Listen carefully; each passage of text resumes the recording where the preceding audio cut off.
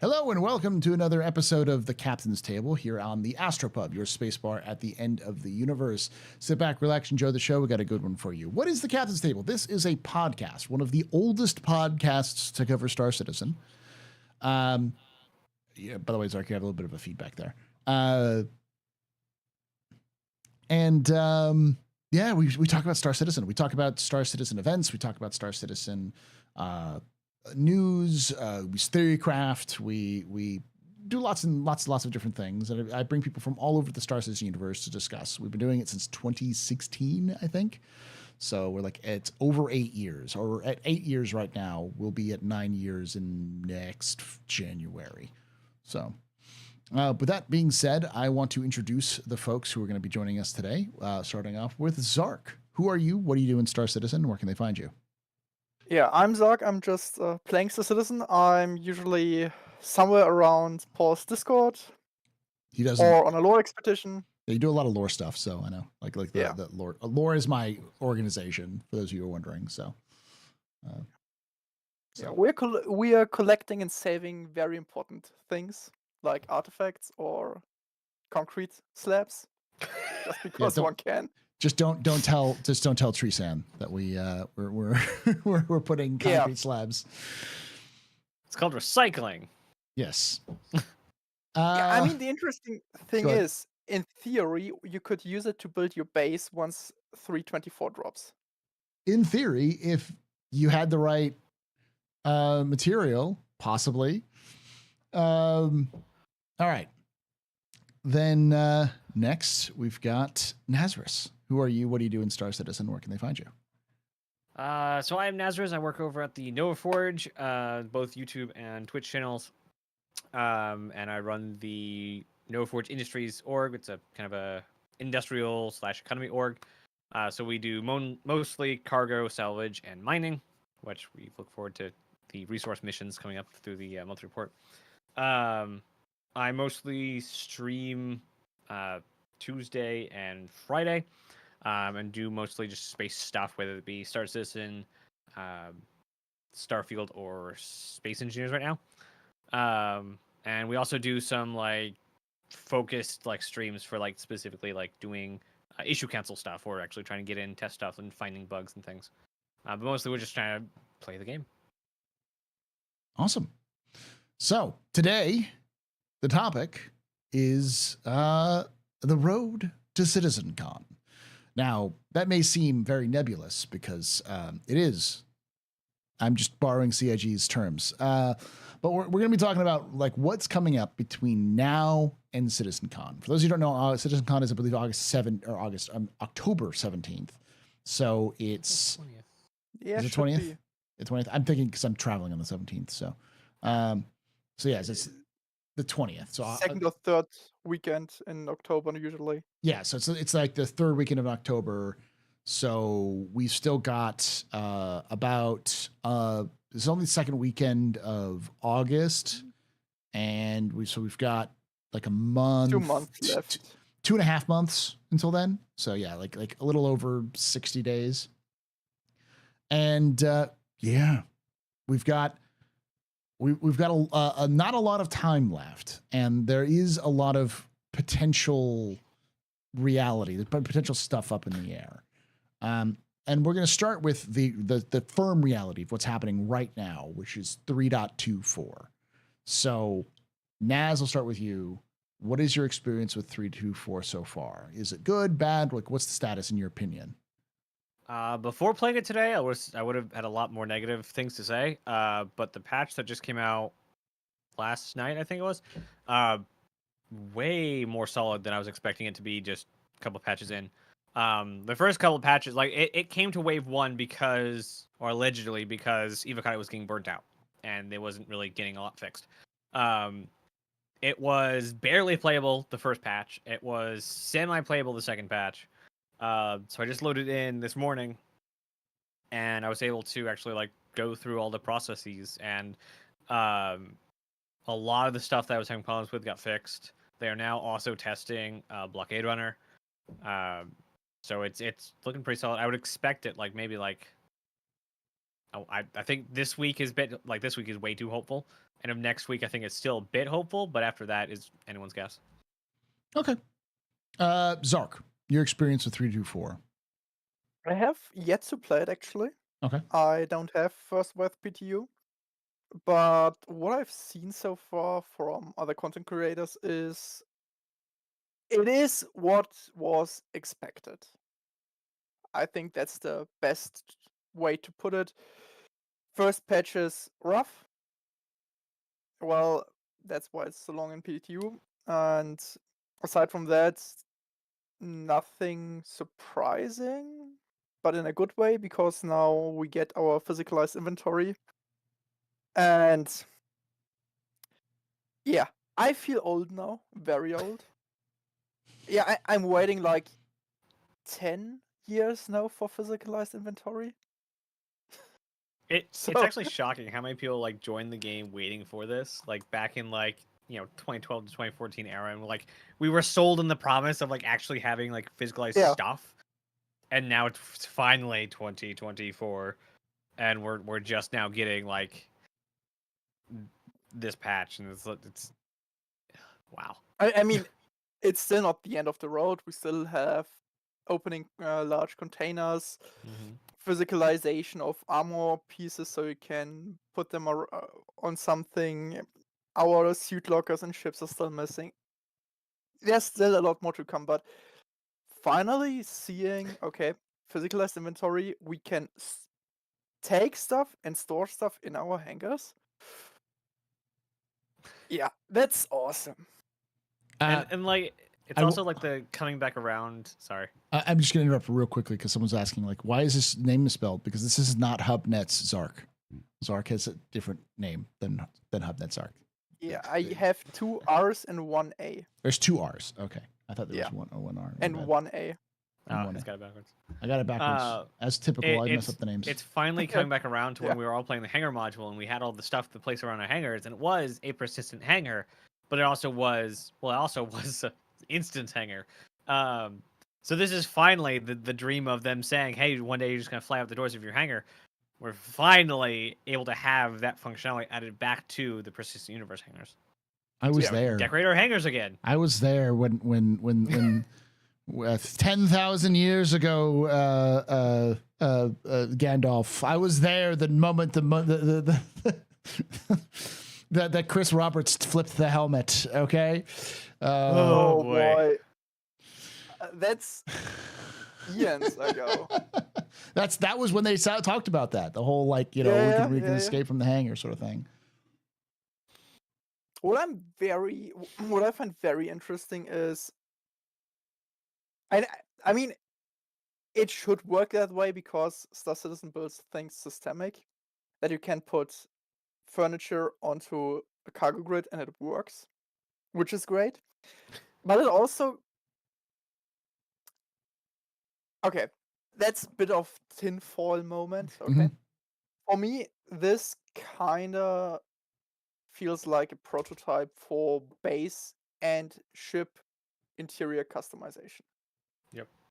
That I probably will go in and say, okay, can we rework the cargo grid with some sort of, there's an outlet, so if you put something there, it gets power. If you put it somewhere else, it does not get power.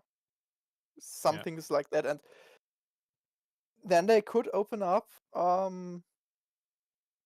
ship interior customization. We had a first try with the 300 series, which was okay for its time, but I mean, we all want to do stuff within our ships. Yeah. I'll follow up with this in terms of 3.24 in my experience. It feels what it is, which is a 3.23 patch. It's just 3.23, but with all of the fixes that 3.23 needed, plus also new content that they were supposed to have in 3.23. So it's fine. It's actually fairly stable. There are some problems. I've had, as is tradition, Whenever you mention something good, there's somebody in chat or somebody in the comments is going to say, I don't know what you're talking about, Paul. The game exploded. It destroyed my PC. Chris Roberts showed up to my house and punched my wife in the face. That's how bad 3.24 is. Like, no matter what you say, someone's going to come up and say, I had an awful experience, which was my worst Star Citizen experience ever. That is the rule of thumb. I cannot get that will never not be the case. And I'm not saying you didn't. I'm not saying Chris Roberts didn't show up to your house and punch you in the face. I'm just saying that Chris Roberts is a very, very busy man because of the amount of times I've heard this story being told. Paul, there's something I noticed. Most people that come in and say, that's the worst patch ever, they all joined after 3.0. Yeah. Because, I'll be honest, the worst patches to drop don't hold a candle to the 1.x era. It's, yeah. So I must say every patch is an improvement for me. Sure, they have their own problems and bugs. Mm-hmm. I mean, they have the same bugs that come back for a season renewal. Yes. Well, and yeah, 3.18 was notoriously bad, but like I'm gonna say that 3.18 was bad in a different way for people who are saying this, because you gotta understand 3.18 you could actually play the game. Now I know some people couldn't literally log into the game. All of the EU. But like there was still like people who could get into the game and play it and enjoy the new updates. As far as I remember, and my recollection could be hazy and bad on this one, but was people who could actually get into 3.18 enjoyed the patch. It was the people who couldn't literally play the game for 2 patches, which was the issue. 3.0, you played at 20 FPS at best, and it would crash every hour. And remember, like, it was the first time we were able to go back and get our stuff. Yeah. Yeah. Like, it was before that we died, and that whatever was on us is gone. That was the first time we could just go back and get our stuff. Yeah.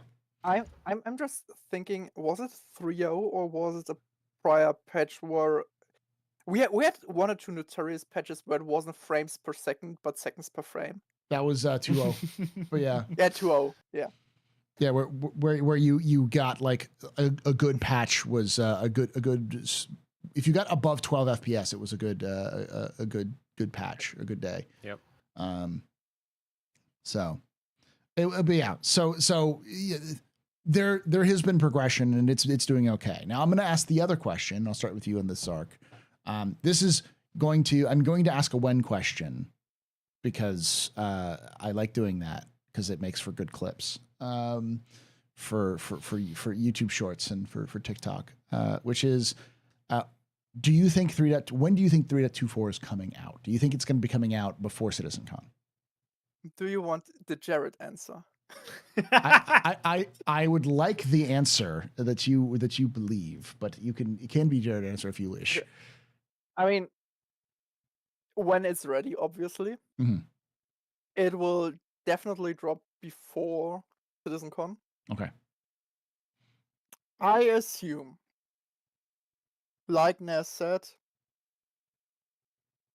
next week is possible. The week after that could be the drop.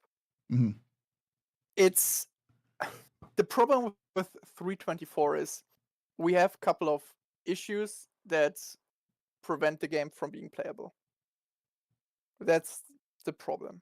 If they can fix them, we run through wave 2, 3, 4, 5, 6, open PTU, drop in an instant. The problem is, considering how long it's been tested, there's no way to tell how soon it will drop. How soon they fix it. They can fix it tomorrow, they can fix it in 5 minutes, they can fix it in 4 weeks. We don't know. Mm-hmm. But considering that Citzencon is in around 10 weeks, roughly, and they have to bring 4.0 into the PTU, into Evocati, PTU wave 1, wave 2, at least wave 3, and then public PTU or direct release, depending on its ability. They want to get it out in the next 14 days. Probably. And that's where I would put my bet. Okay. Like before 10 August. So before the end of August kind of thing. Yeah. Uh, Next 10 days. Naz? I mean, I don't have much to add to that. It was a really good analysis. Like I think it's pretty stable now. Like you said, like Zark said, there's a lot of there's a reason it's still in wave 1 because there's a lot of things that are holding it back, and also we have 4.0 to get to, and I'm pretty sure they want that before Citzencon, which means they need to kick this thing out the door. I always think the when ready is always a crap answer because the patch is never ready. It's just abandoned. There are things they could do for the next 5 years to fix this patch, but they're going to get to stable enough, kick it out the door, and roll everything they could be working on into 4.0. The patch is ready when it's playable. Yeah. What I will say this. I will say this because this is one of those things that people need to understand is that no patch is going to be bug free. Not even the release patch is going to be bug free. It's still going to have bugs because no game is ever bug free. Never. Yeah, 1.0 will have bugs. Every game in the history of games has had bugs. It's just is it tolerable, and does it break the experience? How many people have game-breaking experiences? Yes. And let's be honest here. In many games, like for example Guild Wars 2, Final Fantasy, Elder Scrolls Online, World of Warcraft, many of the bugs and glitches that are still in there, they're in there for a decade at least. Mhm. And people love those bugs and glitches. Yeah. So when 4.0 comes out, or 4.0, I'm sorry, 3.24, when 3.24 comes out, what it's not going to be perfect. It's they're just going to get it so that it works most of the time and doesn't break your game.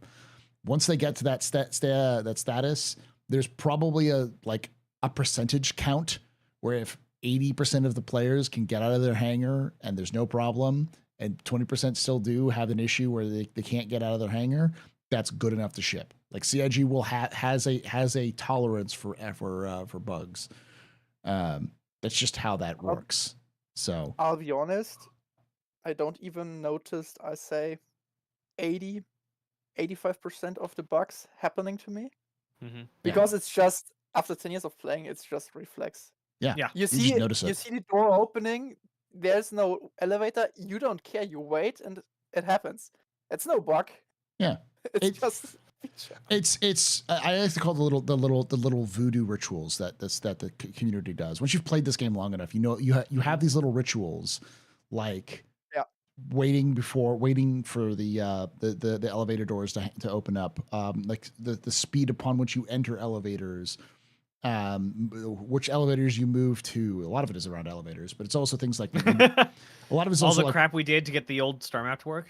Yeah, the turn it this turn way, it way and that way. Yeah, zoom in and zoom out, like quantum bugs where you turn off your engine, you restart it up, and there are some things that you just in your seat. The box isn't working, you can't pick it up, you fly, put the box down, you fly away, you fly back, and you reset the box status and stuff like that. There's box being underneath the ground, you crouch in, you put your tractor beam under the ground and levitate it up, and it's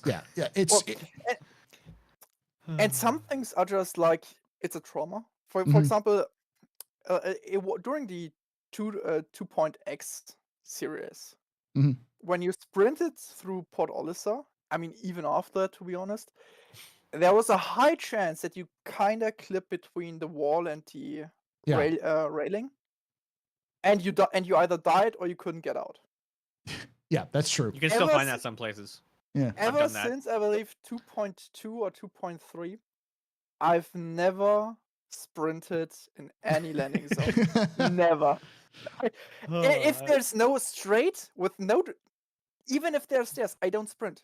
It has to be flat ground. Otherwise, I don't sprint. That reminded me. 2.0 when we had Olisar, 2.0 had taught me how to maneuver in Olisar. So what I would do, because you literally had minutes of gameplay, we had timers to see how long we could stay in game.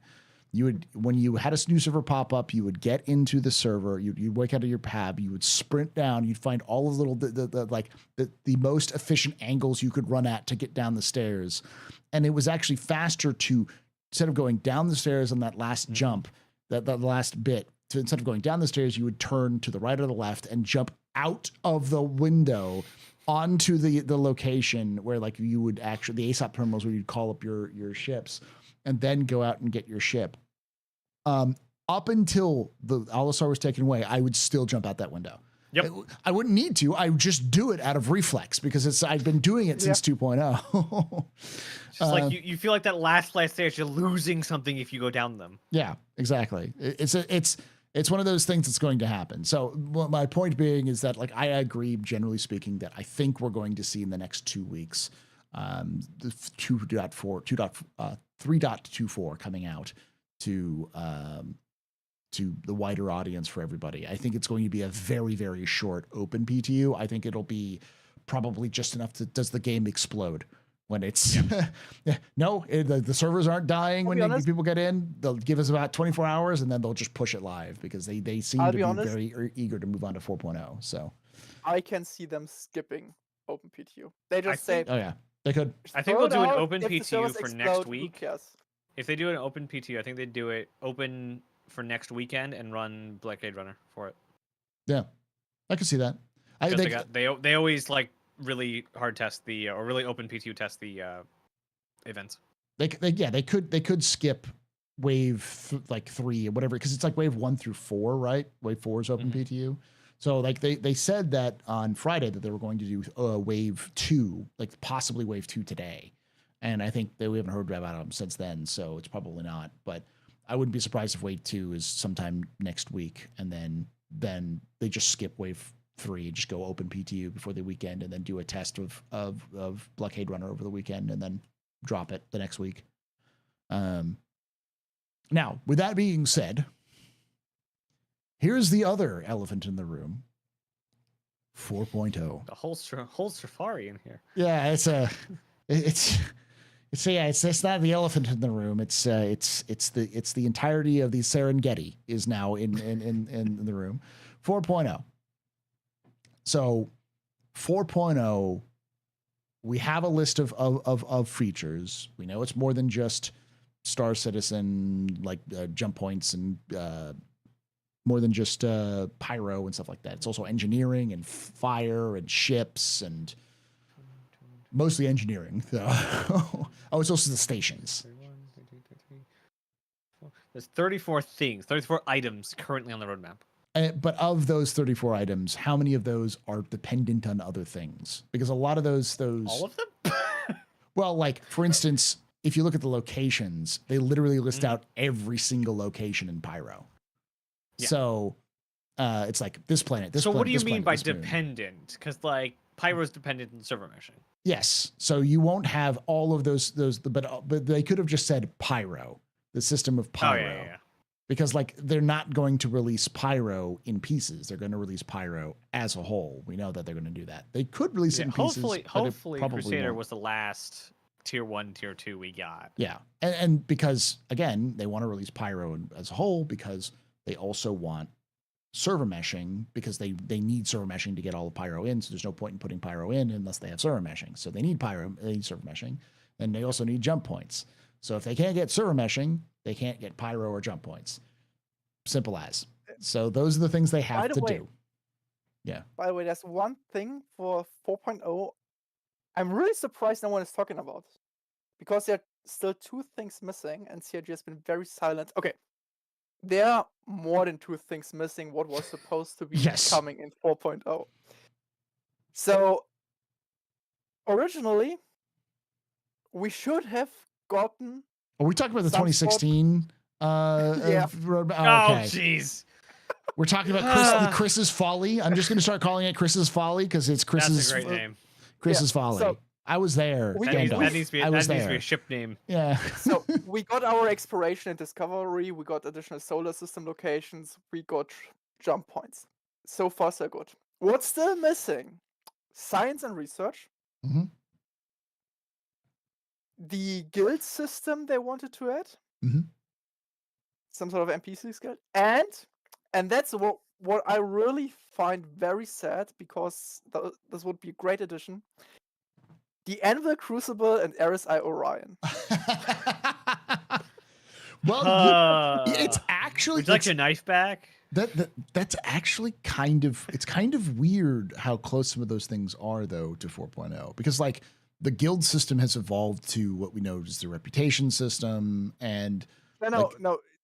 The guild system they were talking about is The player guild system. It's a literally player guilds. No. The Oh? player organization system is something different, but there are 2 tiers of guilds supposed to be in the game. Mhm. First one is an NPC guild. That's like the bounty hunters. We can see the infancy kind of in the reputation system, but later on you can take missions for the bounty hunter guild, but you can also join them, and if you join them, you get additional perks, but also additional responsibilities. Yeah. And No. you level up. That is effectively what the reputation system is supposed to be, because like that's how that functions. It's like when you do bounty hunting system, like right now when you do the bounty hunting guild, It's the tier 0 version. it's a tier 0 version, yeah. But with 4.0, like they are adding more in depth. Not really adding more in depth. They've already added it in game. The whole idea that like NPCs will react to you based off your reputation with them. So they apparently just haven't turned it on, I guess. But yeah, it's really weird. But so the question I have, and I'll start with you on this one, Zark, because this is the big one. How much of I'll ask two questions. I'll start with the normal question, which is how much of 4.0 that we see on that list do you think is going to make it in 4.0? Oh. That's give me the roadmap. Let's see. So obviously we get pyro. And we get jump points. That's the easy part of this. Otherwise, 4.0 wouldn't make any sense. Server meshing, system refractor, transit refractor will also come in, because if you don't have server meshing, no jump points. If you don't have mission system refractor, There's no server missions. meshing, or Yeah. server meshing doesn't work. Anti-transit system refractor, same issue there. Weapon upgrades, I'll see them coming in. I mean, fire extinguishers already working. Charged rain, multi-tool upgrades, no reason why it shouldn't.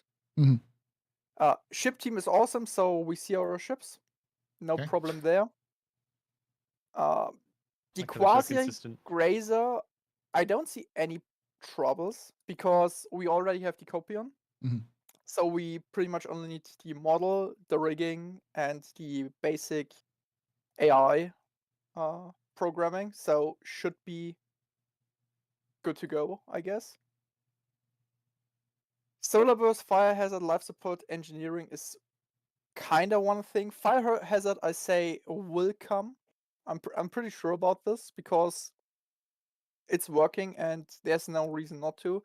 Solar burst, same thing. It's, I would say, a rather easy system. Life support and engineering, I don't know the current state. That's the problem. Okay. It could be that engineering, life support is part of engineering, if you're honest. So I believe that's the case. The life support and engineering are basically the same thing. It's just they're two parts of the same coin. So yeah, and fire's like on it as well. If engineering comes into the game, then life support does so as well. I'd say engineering will go in, simply because they've been testing it long enough, and I assume it's mostly a problem about can they rig up all ships that are needed. So what you're saying is you think pretty much everything they have listed there is good to go for 4.0. I'm actually saying pretty much everything is going in, because pyro is done. Yeah, that's a fact. Jump points. I want to reiterate something, because I think I know what Zark is saying, and you can correct me if I'm wrong. What Zark is saying is that pyro is complete, not that that pyro is done. Yeah. Like it's not complete. This is the only thing you're going to see from the rest of the day, because like it's every major location they want to add. Yeah, is going to be there. Yeah. Yep. Yeah. So pyro is done. Jump points is done. the quasi grazer is pretty much done. It's only rigging up the model, and the model is already done. We've seen it in the engine gameplay. The player customizations, I mean, who cares if we get 5 or 10 or 15 hairs? So But they I mean, can just cut. as you've been saying, like it's not difficult for them to do. They already have done it. It's just a matter of producing content, which CIG is pretty good at. So, I don't see anything. I mean, the only thing that's kind of question mark is engineering. Simply because the baseline engineering system is there, it's working. We've seen test it. I think it's in and from in what Arena they Command. showed off this last ISC, like the version we have is so early compared to what they have in house now. It's wild. Like they are so much farther with engineering than what we have in the AC. Yeah, the one that they showed off was I think the one that they have in AC. They even said was a test version just to see. It was an early test version just to see if players wouldn't to get feedback, immediate feedback from what they can from the system. So and it plays well. You like anyone who hasn't go try at least with one other friend, because it's kind of hard to test yourself. Find you and a couple friends and go try out the engineering modes. So the only and that's the thing. The only problem I see with engineering and fire, and actually not fire itself, but the fire extinguishers, you have to put it into every large ship. The only fighters you can kind of cheat your way for the first release, but everything with an interior needs fire extinguisher placed and the engineering parts. I forget when a lot of ships do. I know everything post hull A has had fire. I think the hull C has it. I think everything everything has it now. It has a location for it, because even Drake ships come with a fire extinguisher holders, which is weird to just sit there and be like, that's a fire extinguisher holder where there's no fire extinguisher in there. That seems like a very Drake thing to say, but you know. They updated the freelancer, so. But yeah, that's the only. So it's not a technical issue with engineering and fire, but more of can they get this on for all ships? Okay, so it's an additional thing. Okay, Naz. Yeah. Do you think all of 4.0 is going to make it? What do you think is actually going to make it in 4.0? I think everything listed so far is making it in, because I think everything listed, like we've been saying, like has a version of it and is working somewhere, or has been shown off somewhere. Okay. There's no way they're going to release 4.0 without server meshing and pyro. Like that's what it is. I mean, let's be honest. They could bring 4.0 to PTU. Noticed engineering and server meshing doesn't work together, and they cut engineering. They could notice that player customization has problems with server meshing, or that the quasi-grazer doesn't like server meshing. Then it gets cut. I have no idea why this should be the case. We're talking about black magic here. Yeah. So it could be the case, but yeah. There's nothing that's impossible. Yeah, like it's game development. Sometimes crap works and we don't know why. Sometimes crap doesn't work and we still don't know why. Mm-hmm. But yeah, I think everything listed will make it, just based on what we've seen so far. But I also think like there's a lot in here we haven't been told about. There's a lot that's in 4.0, and they've said like, hey, there's stuff now on the roadmap that's already done. Mm-hmm.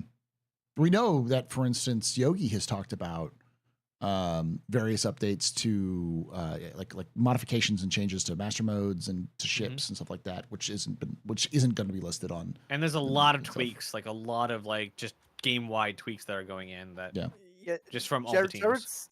Jared said in the live stream yesterday that they are playing with some more extensive changes to master mode currently, but they're not ready to show it yet. Okay.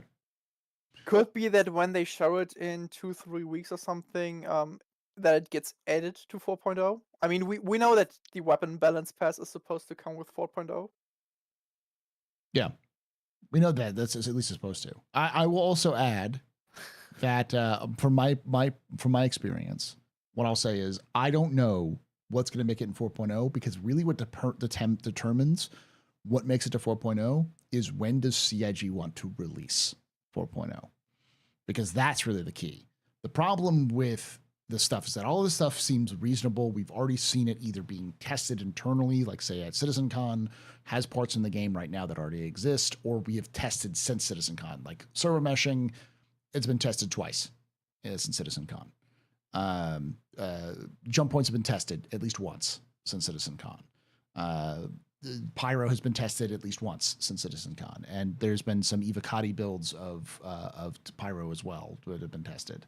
So we know that all of these things have been tested, so they function, they work in the game, they work in code as it works. But the question becomes, as Zark points out, what plays with each other nicely?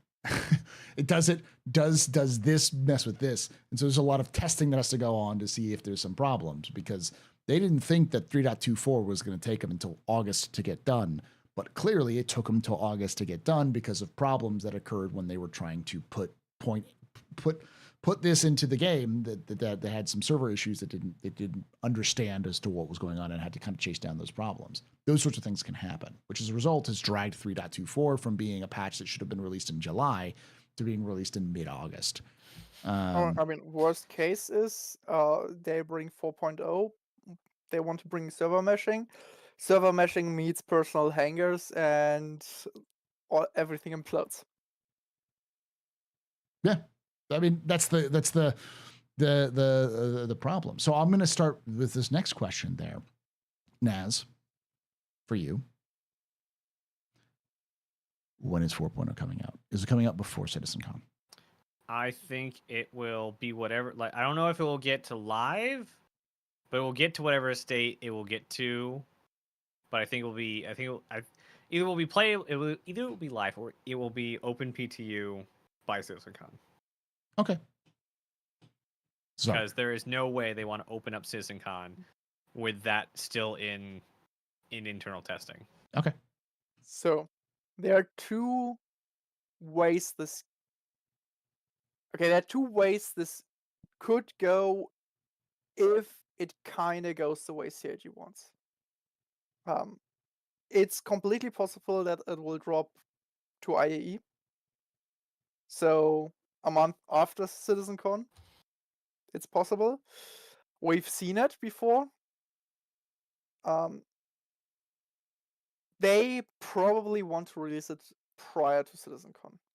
Full release 1 week before Citzencon or something. I guess that's their current target. Okay.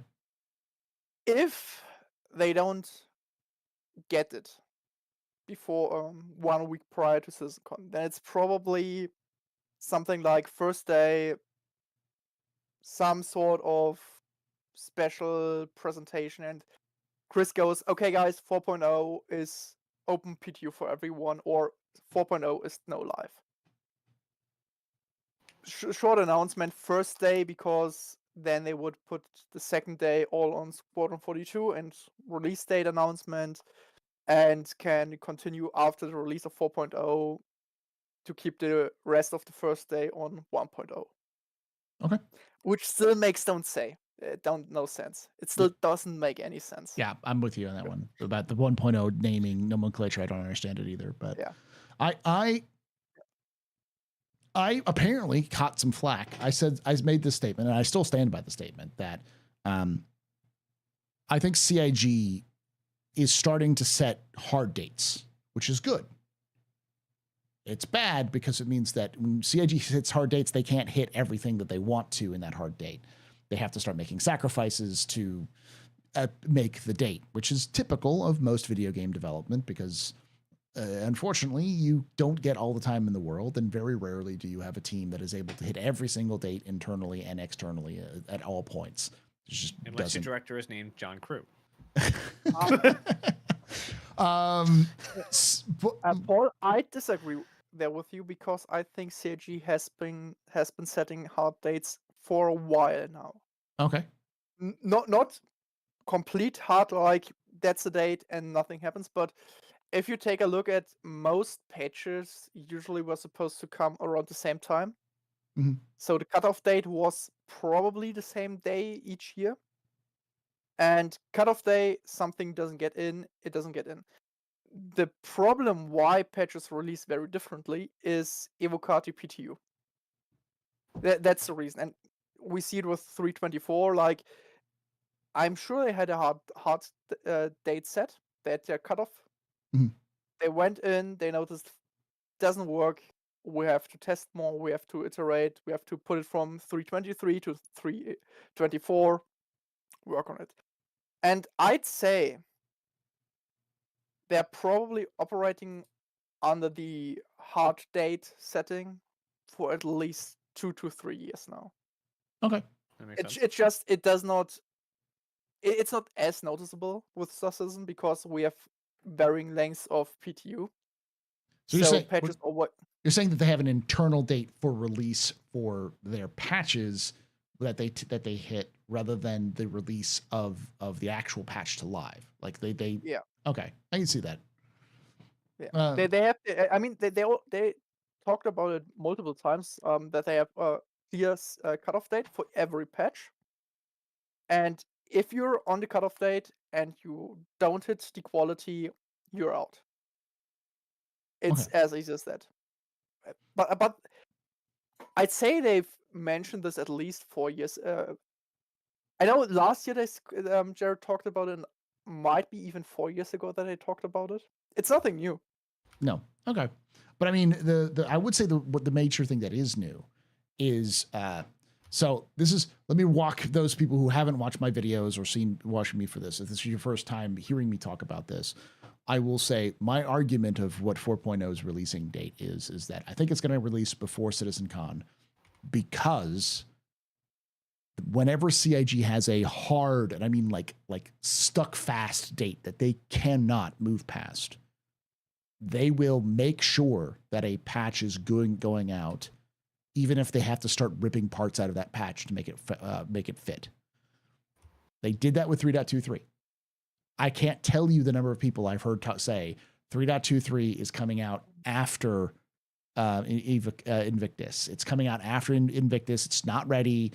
Instead, what CIG did is they just pulled out the parts that weren't ready and then just pushed out 3.23. Was it the best patch in the world? No. But they did a 3.23.1 to kind of fix some of the issues. But it was out. And it was out for Evocati, or out of Evocati, for Invictus. And because it was out for Invictus, guess what? They had the biggest Invictus they've ever had. The very interesting thing about this is, it kind of supports your point. As I said before, if we take a look through the 4.0 patch, there's nothing on there that's in any way or in any sort of way something new, aside from server meshing and pyro. Mhm. Everything else is as basic as it gets. And considering that we have scanning and radar, FPS radar, theoretically, so we have the whole scanning gameplay in the pipeline. For ship as well for FPS is not there. We have specialist armor, not yet in there. They're working on specialist things, but it's surprisingly absent from 4.0. Might get added, but it's not there. We have no profession upgrades, nothing with new professions, nothing like research and development, infamous base building. We have no new tier 4 salvage or repair, or nothing new for mining. Yeah. Nothing. Because if we bring it down to its core, this patch is server meshing and server meshing only. Yeah. It's and everything that's around the server meshing stuff is testing server meshing. Like engineering tests server meshing. Pyro tests server meshing. Jump points test server meshing. All of these things, except for maybe like the Kazi Grazer and the Zeus, are sort of like there to help kind of feel out what server meshing can do for the game. So, and I'll be honest, the Quasi Grazer, in my opinion, is It comes in just to increase the AI population so they can get better feedback from the server performance. Mhm. Because you can vary the population depending on the planet. So you could take a look at how do the server handle the planets with more or less animals. And yeah, that's why I say nothing in 4.0 as it is now would get ripped out, because there's nothing to rip out. Okay. So, but I could see them still doing something because like what they did with 3.23, and because Chris is so kind of focused on 1.0 at being the big thing, that being the big topic, because it's clear that's going to be the topic of Citzencon. Yeah. They need to have 4.0 out before then so that they don't get roasted in the media for talking about 1.0 when they don't even have a new system in game. Yep. And as much as that, as people say, well, they just got to let it work. No, it's clear that Chris Roberts, for some reason, I don't know what or why, that they are so addicted to the fact that 1.0, a release 1.0, is something they want to talk about now when they haven't even entered beta. That's a completely different discussion, which we'll probably have here anyways. But Okay, that is, then I'll remember my thoughts for later. yes, hold on to that thoughts for later. I don't know why they do that, but that's clearly the point. And so as a result, 4.0 has to make it before Citzencon. But Paul, I already know what the media will call their articles. After 10 years, Star Citizen is walking backwards from 4.0 to 1.0. Oh yeah, it'll say something like that, of course. But yeah, I think that's really just dumb anyway. But most of the stories are dumb. Yeah. But like that's how Zip, development numbers work.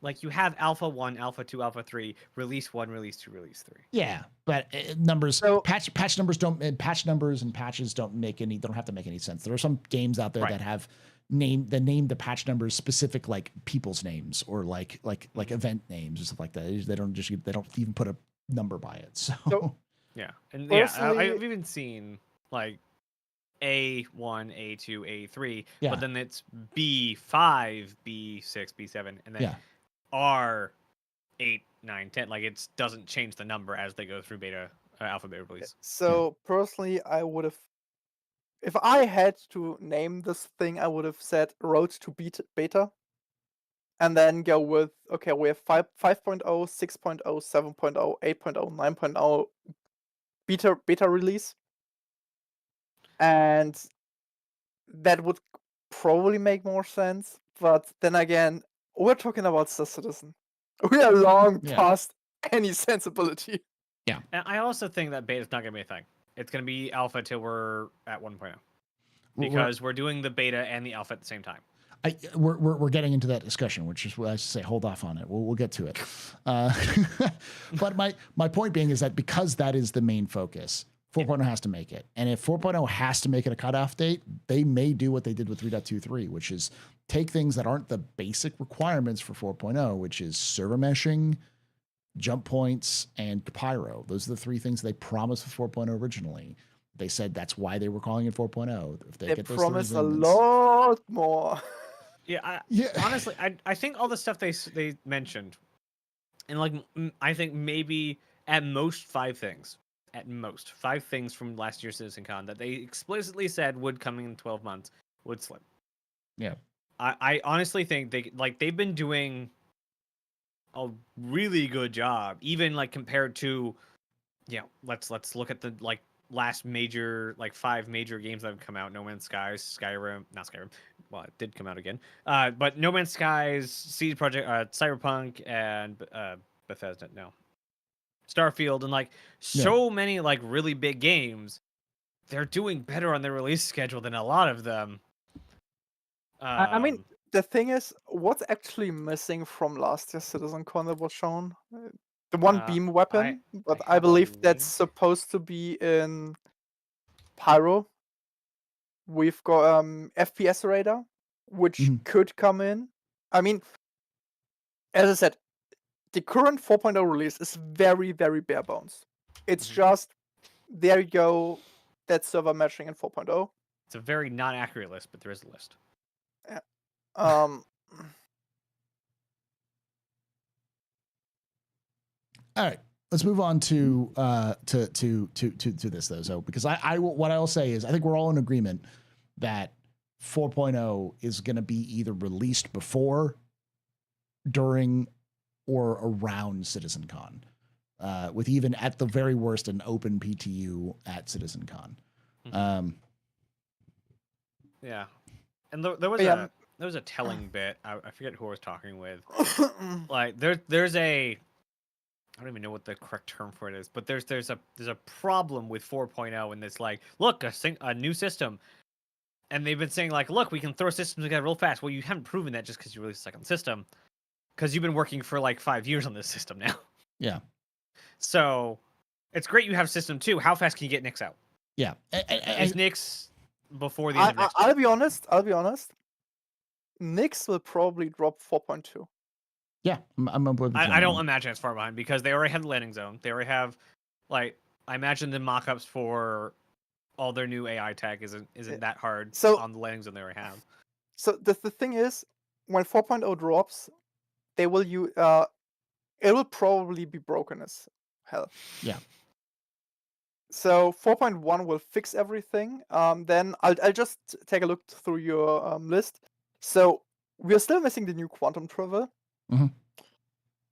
They don't want to bring it into 4.0, I think, because this will bring problems. Because now ships travel physicalized and not in their own little bubble. Maelstrom doesn't come with 4.0, so maybe 4.1. But then again, Maelstrom. The big problem with Maelstrom is what will be destructible? And the answer everyone wants is yes. Mm-hmm. But this will be insanity. Yeah, landing zones are not going to be destructible. There's no way they're making 9/11 possible. Oh, you're not going to run your ship into the Aspire Grand. That's not going to be a thing. I love it. Okay, so ray tracing in your audio, we can skip over that. We have. What? I love ray tracing. Hold on. Yeah, but it's nothing important. That's all the Gen 11 stuff. So. I also have a problem with this list because it says base building is on there, and it's like they didn't say base like building. I said, not my list. It's the only one I can find, and like base building for anybody, is definitely not a thing. For anybody, base building is not coming out this year because they only just started it, and they were very explicit. They were, but I do not know where, because I went back and looked at the video where they were talking about it, where Chris said the 12 months.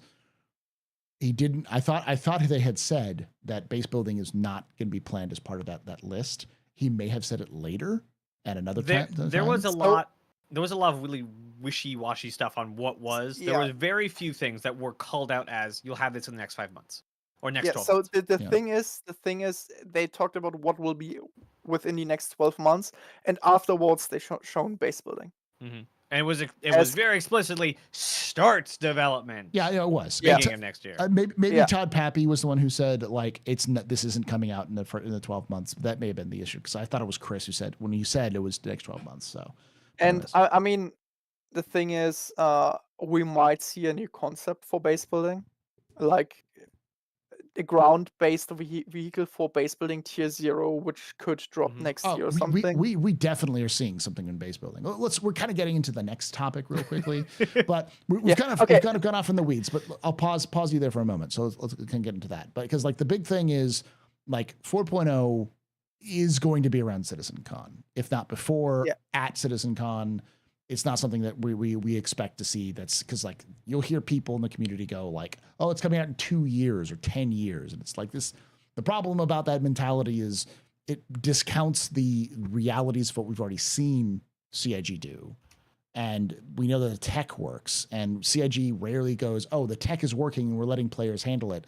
Now we're not going to do anything with it for 7 years. Usually if CIG has the tech done, they just want to kick it out, because if they don't kick it out, it will get old. And that's one of the reasons why we have things like prisons, which don't work half the time, because CIG gets it done and they kick it out. So I mean, they called out exactly that problem with the current bunkers we have. Like, we were supposed to have the scale of bunkers that would include the current distribution centers from the scale of the current bunkers we have. The problem was the second they released it, because they were like, okay, hurry up, get this done before Citzencon, and we'll scale it up later. Right after Citzencon, all priorities changed, and they never touched them again. yeah. So We're great, guys. it's actually what we're trying to say is that, as I said earlier, me saying that 4.0 is coming out before Citzencon is not a good thing. It is not going to be a good, fun experience for all to have at Citzencon. It's just that it's done and it's out, and so Chris can start talking about 1.0, and the media won't jump down their neck. It does not matter when 4.0 drops; it will never be a fun experience. That's true. Dumpster fires all around.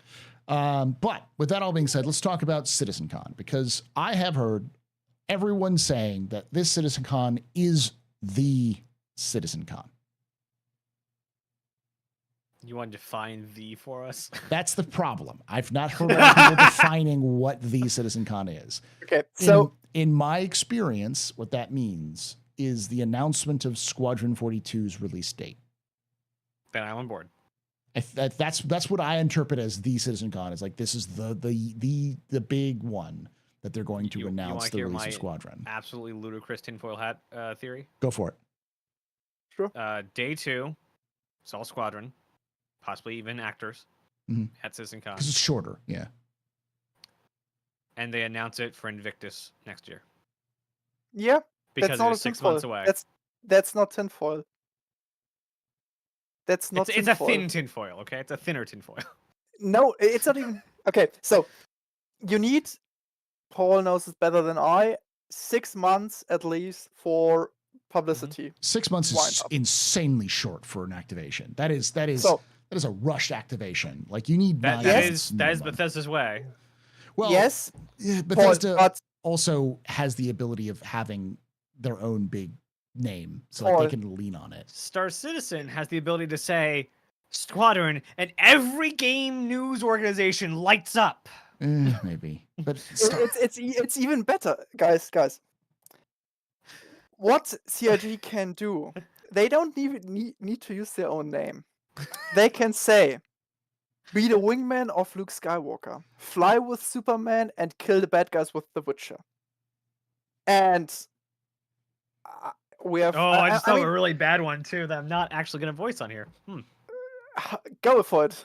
Nope. That one's staying locked away. Nope. Go for it. So chat is already telling me to get you both back on track. So let's get you both back on track. We're talking about the releases. It's fine. Well, because the question I was going to ask was, is this the year for Squadron 42? For Citizen, this is the Citzencon for the announcement of the release of Squadron 42. Nazeris, I'm assuming you say yes. Oh yeah. Yep. Okay. Even in your most pessimistic thoughts, it's still the year. In my most pessimistic thoughts, it's an announcement that they will announce. Like, that's the lowest bar they're gonna go. But there'll be a really hard announcement about announcing it. At the worst. Like, they'll announce a date when they're going to make the final announcement, sort of thing. Like, it's like, we're gonna kind of like that. Invictus next year, we will make that. We will tell you when it's coming out, rather than like tune in Invictus something with the soundtrack from the intro of Hold the Line. Yeah. Which I want pipes, that soundtrack so pipes. bad. That's my subscriber sound now. Zark, is this the year for Citzencon? So it is a turning point. I'm not sure. I'm not sure. Not an answer. We're gonna get a lecture from Zark here on this one. Let's go, Professor Zark. Okay. I'm not sure if it's the year for Star Citizen or for Citzencon or even for Squadron 42. Okay. Because sure, we have Road to 1.0. Sure, we have 4.0 coming out. Great for Citzencon, but the Star Citizen part of Citzencon, which will be great, would be the release of 1.0. Okay. Which will surely be on a Citzencon. Now, for the Squadron 42 part, the thing is, yes, they can announce it for Invictus. They could also say, guys, next year, Citzencon, we release Squadron 42. Then next year would be the year for Squadron 42. I can also see them going in, releasing it for Invictus, and putting next year still some huge Squadron 42 panel for DLC, Episode 2, statistics, and whatnot. So the thing is, they will announce Squadron 42. Announcing Squadron 42, and more importantly, delivering on the date is huge. That's huge. I'm not sure if it's huge in terms of Citzencon, if that's something you go crazy for and whatnot, depends on what they're doing with it. If they get the actors on there and such, it would be awesome, sure. But the bigger part is really announcing and releasing it, because if Squadron 42 releases and it's a good game, all of a sudden Star Citizen is not a scam anymore. Yeah. Yep. And it's gonna be like a weird dig out, but behind that term, like even after 1.0, they're gonna say, well, it took so long and we lost all this money, and like they're still gonna hate. They're still gonna find anything else. Hate. But I mean, I'll be honest. If they say, guys, we release Squadron 42 May the 4th, 2025. That would be a good date, actually. I'd be okay with that. Yeah. None of us would believe them. Let's be honest. No.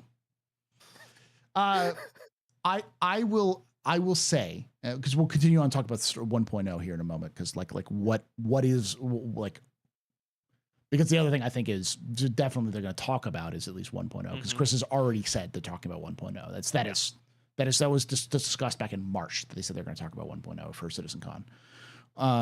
But I think that they are going to at most announce a specific date for Squadron 42. You know, May 30th, 2025, or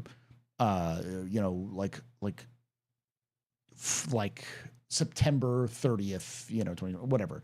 Like the full like an actual date. That's my big wild hope that they'll do. Yes, one more thing. At minimum, oh yeah, they'll do that. The one more thing, yeah, that sort of thing. And at minimum, they'll do. We're out of beta, or we're into beta. We're not out of beta, but we're into beta.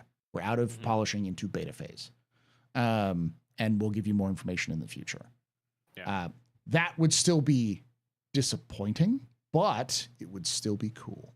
I think if they were going to do that as the minimum, then we would get another episode. That they would start an episode of what do they call the series? Briefing Room. For some reason, I want to call it like Comlink. Yeah, I think there would be like either a live or a video of the next Briefing Room kind of thing, and then actually have that on a weekly, monthly basis. Yeah, I think we would, if that was the case. We'd probably start to see more information start to crack open about Squadron beyond what we already have. I can see them do something quite awesome, which is kinda insanity, but would fit with Star Citizen. They go say, guys, we're out of beta. We'll start promoting Squadron 42 now. We don't have yet a release date. But next year, we go for next year. And for all of you who want to buy it, you can buy it now. It's back on our page. And for all of you who have it, you can play the entry mission right now. Yeah, that doesn't sound that crazy. It doesn't sound I that can crazy. see them do this. And this would be great. Like the whole entry mission, the whole prologue, you can play it already going. And I'll just replay that first intro sequence. I do think such a good song. I do think that honestly, the more likely answer is we're going to get a release period. So like fall 2025, spring 2025. We'll get something like that. I think my highest hopes is an actual date. My lowest expectations is we're in beta. And my actual I think realistic expectations, and I will say with quotes, because there'll be people out there screaming, "Paul, you're an idiot. The game's never coming out, or the game's coming out in 2075, or Chris Roberts personally punched my mom." You know, whatever. No, like everyone knows Star Citizen comes out in 2077. Yeah, that's exactly it. But they'll hit up some sort of generic time frame, and and with more updated information and stuff like that. And this is my wild ass theory, but it's up there with Zark. I think they're going to have, you know how last year they had the Pyro Playground? I think this year they will have the first mission of Squadron playable on the floor with players. And you can play the first, hour of Squadron. You have like 15 minutes to play the first hour of Squadron. And do it in an hour. To play for your 15 minutes to play 1 hour of gameplay loop. But get you to a certain point. And then after bring a lot of duct tape and start duct taping yourself to the chair. And then afterwards release it to backers for backers to play as a thank you who have Squadron. Already own it. Yeah. Like they need to do more. Hey, you've been here a while. Here's a cookie. Yeah. And I'll be honest, I also think they probably go for some wake date like period where they release it, because CIG is as burnt by giving dates as we are. Mm-hmm.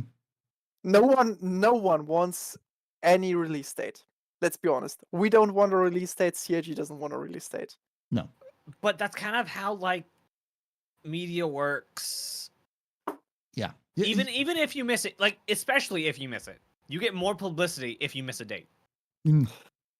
I also think that they're going to miss the date. I think whatever they Oh, they absolutely. Miss. That's video games. Like, how do you can't set a date and everyone has missed dates. I will issue this as a challenge in the comments below in the video for the video afterwards and for chat right now. Can you name me a video game that hit its first release date in the last 4 years? And I don't mean like a tiny little independent game. I mean a size of Squadron with like that. Qualification of over 100 developers. Over 100 developers, yeah. Any game that has over 100 developers that hit its initial release date that it initially discovered. I think there's only one that I can think of off the top of my head, which would be Helldivers 2. And I don't even know if that was the case. So Pokemon should always, I believe Pokemon hits their release date constantly. Yeah, but that's that's kind of cheap because it's a yearly release thing. All yearly release games hit their date because they tweak almost nothing. They're like, color swap, ship it. Pokemon isn't yearly release. It's I think 2 or 3 years in between. Mm-hmm. But yeah, it's the same game every time still. Nah, sadly not. The reality is that it's much more likely that a game is going to miss its release date than it's actually going to hit its initial release date. EA Sports does, yeah. What I would love is whatever month they pick, they say re-release on the 16th of month X, and then say, sorry guys, we miss it. We will release on the 25th. But I mean, that's a lot of them do that. Like a lot of them will say we can't release it now. We'll release it in 2 weeks or whatever like that. So, but yeah, so like I don't think whatever date that CIG sets for Squadron 42, they're not going to hit. Like just be prepared for that. See this stuff. All right, we'll finish off this because this is the road to Citzencon. What do you expect to see at Citzencon? I'll start with you on this one, Zark. What are the things you are expecting to see from Citzencon? Let's be brief, just like kind of a list of things that you think they're going to show off. Okay. I'll say we see a new large concept ship. Obviously, yeah. A new large, you think? Yeah, a large one. They just in their roundup they talked about 2 new concepts they're doing, and they rarely, if ever, talk about concepts they're doing. Usually when they talk about doing concepts, it's something bigger. We see Roads to 1.0. I believe you want to talk about this later on. Mm-hmm. And aside from that, we'll see the same things as every year. Some new tech previews, some new gimmicks they use. Maybe finally see a roads tool. Finally, we can roads. finally have The road tool is done. They just haven't applied it. They've Yeah. like they said it like when they did distribution center, like it's done, it's there. They just don't have a reason to put it anywhere because of how they have the distribution of outposts. Because it's bad. Because they're bad at it. And didn't they say, I forget if it was an ISCSL or monthly report, they said like they're retooling how they place POIs. Yeah. they might show off something about procedural interiors for Weather. buildings. Not for weather, but for the interiors of buildings, which Okay, they've been talking they talked about in the for past. Yeah. Yeah. like And that was being put on since hold 3 years. for DCT2. And yeah, we get our ship panels. We get our. I don't know how Are we many gonna time we're gonna of see an Tony? upgrade of the BMM. Oh, the BMM. I think Yeah, the we BM, get. I think they'll acknowledge it and move along like they did with last year. They'll just be like, BMM's still there. It's Yeah. being worked on at some point. Yeah, you know. they give another short update. We could see Tony with Quanta doing Star Sim. something new. Depends on. I mean, Quanta is supposedly done. That's why they're back to why they moved to the economy team. So because they're waiting on server meshing and all the backends, so they can actually use Quanta. And they don't want to wait to develop the things they need for Quantum until Quantum, because then it will be an even longer implementation. So the autonomy team, as they said in the ISC, are preparing the universe for Quantum. But yeah, I say nothing crazily surprising last year, but geared towards 1.0 next year, some new tech, and obviously Squadron. Second day will be Squadron. Okay. Ness, your thoughts? So, I do think a lot of the same, what Zark said. I also think that the presentation is not going to be the next 12 months. I think it's very much not, like, I don't think 1.0 is the next 5 years. No. I think there's a lot in 1.0, and they really want to get it all down on paper, especially after the past 3 years. And especially after the last 2 years, where they've hit a lot of major milestones. The tech, as they've said, all of foundational tech is done. Now it's mostly content. And I think with that kind of current momentum, they want to say, hey, this is what we're developing, and this is what we're going to call 1.0. So it's going to be very much the 2017 Citzencon, except this time they're going to say, or this time it's going to be with the momentum and the game plan that they've approached the game in the last 2 years. And we're going to get an update on base building. We're going to get where is the plan for X backlog ship, X backlog feature. And I think they're going to rattle off maybe not precisely every feature, but in the general direction of each facet of the game. Like Star Sim and bounty hunting and hacking and farming and how many planets, what planets are in 1.0, what major ships are in 1.0. Because direction is the bigger thing for 1.0, but I think they're going to get a bit more detailed than they should get, because it's going to sound, I assume it's going to sound a lot like 2017. Okay. So you think we're getting Then second day being Squadron. Yeah. Okay. I'm with you there. I think the big thing is the roadmap to 1.0. The roadmap 1.0. I think that's where they start. They start with the roadmap to 1.0. They set it, let's lay it out and say, this is where we're going. This is what it is. These are the expectations you should have for the release of 1.0. And if it's not, and I'll say this right now, and you can clip this and save it for later, and you use this as a daily affirmation. If CIG does not list it on the roadmap for 1.0, it is not coming out for 1.0.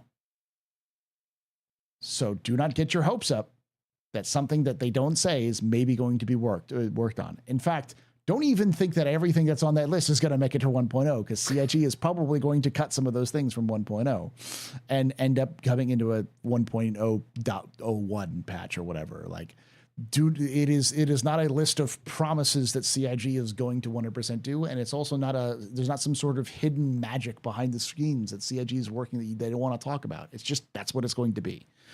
I think that once they make that announcement, in order to try to calm people down who are going to get really mad that their special feature isn't making it in, or special ship isn't making it in, they will sit down and say, let us show you what the progress is we have to making that a thing. And that's really what this Citizencon is going to be about, is going to be about how they're going, what is 1.0 release and how are they going to reach that 1.0 release. And they're going to show off all of the progress they've made towards that this year. And I think it's going to be scanning, all of the scanning stuff, FPS scanning, ship scanning, all of the detection system. And then they'll show off base building, because they actually even showed off a preview of what they're going to show off at Citzencon in base building, that everyone lost their mind. They're like, wait, why is there Homestead 3.24? It's like, that's not true. If you listen to the video, it doesn't say 3.24. That's the problem. Yeah. Someone in CIG forgot to figure out what platform they were posting that on. Yeah. Nobody I know scrolls Twitter with audio on. Yeah. Including me. So I'm like, oh, look, a post from CIG. Hold on, wait, base building? Yeah. And I'm like flipping out for the next 30 minutes trying to figure out what the heck went on. I'm like, oh, audio on. Oh, oh, crap. I was absolutely flipping out, because like it was just a single building. Like, that's doable though. Yeah. Who knows?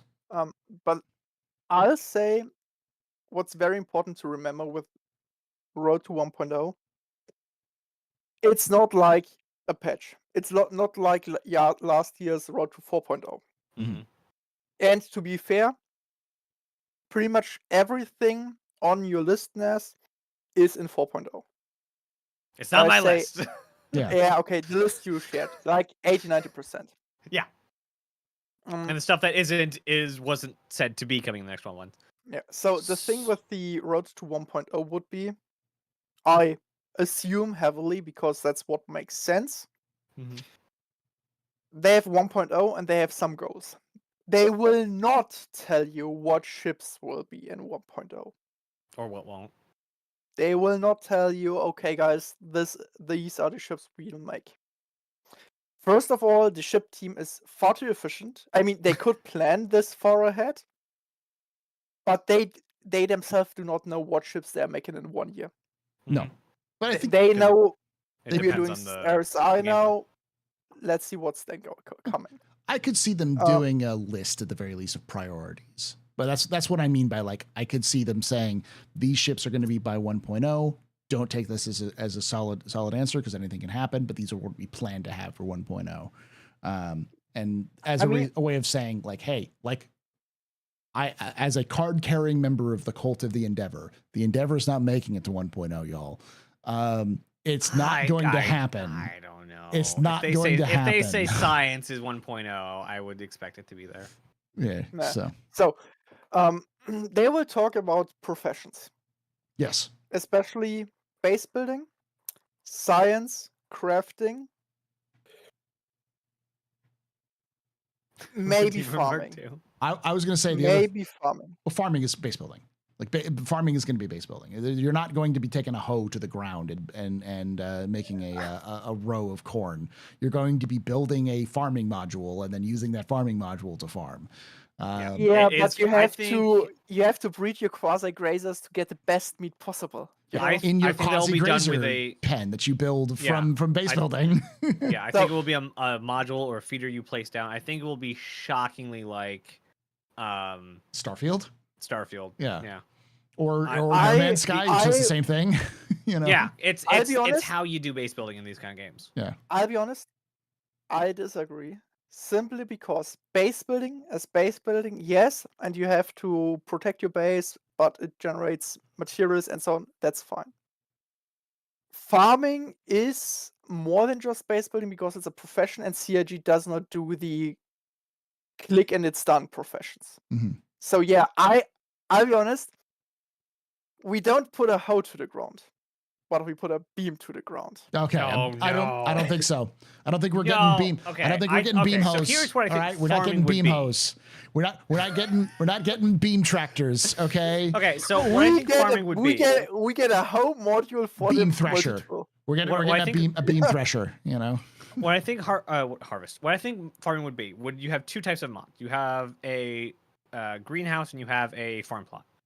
And you would put either a farm plot down and then you would plant, like, spread seed, and then it would grow, and then you go over and you harvest seed or harvest whatever you planted. Mhm. And very much, and then the difference between the two modules are just size of plant.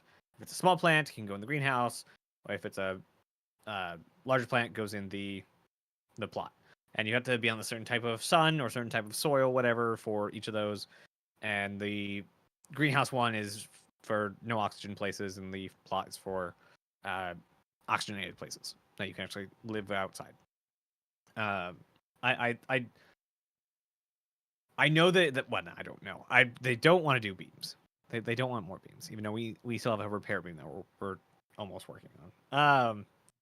Yeah, I but will say it's not going to be overly complicated. I could see it being a plot of land, but it's not a plot of land that you will just put a fence around and you're not going to take your hoe beam and point it at the ground and go ho, go, make my seeds grow. You're not going to do that. What you're going to do is you're going to build a field in your crafting bench, and it will just raise up the ground in a certain to level out with the to level out with the everyone's chat is like Paul, what are you saying? It's like, I know exactly what I'm saying. I'm a high school teacher. I know exactly what I'm saying. Yeah, but it'll be something you build. It won't be an open, like, they have not shown any part of anything that is anywhere in Star Citizen that is that free form. So I say I can see them doing free form farming. I don't think so. I hope you're right. I honestly hope you're right. I'm with you. I'm with you. I hope you're right. I don't think it's going to happen, but you know, it's a lot less problematic than you think. So, for one, they already shown us that they could actually use items with that interact with the voxel tag of the planets. Mm-hmm. So we could have some sort of you have to grade your field.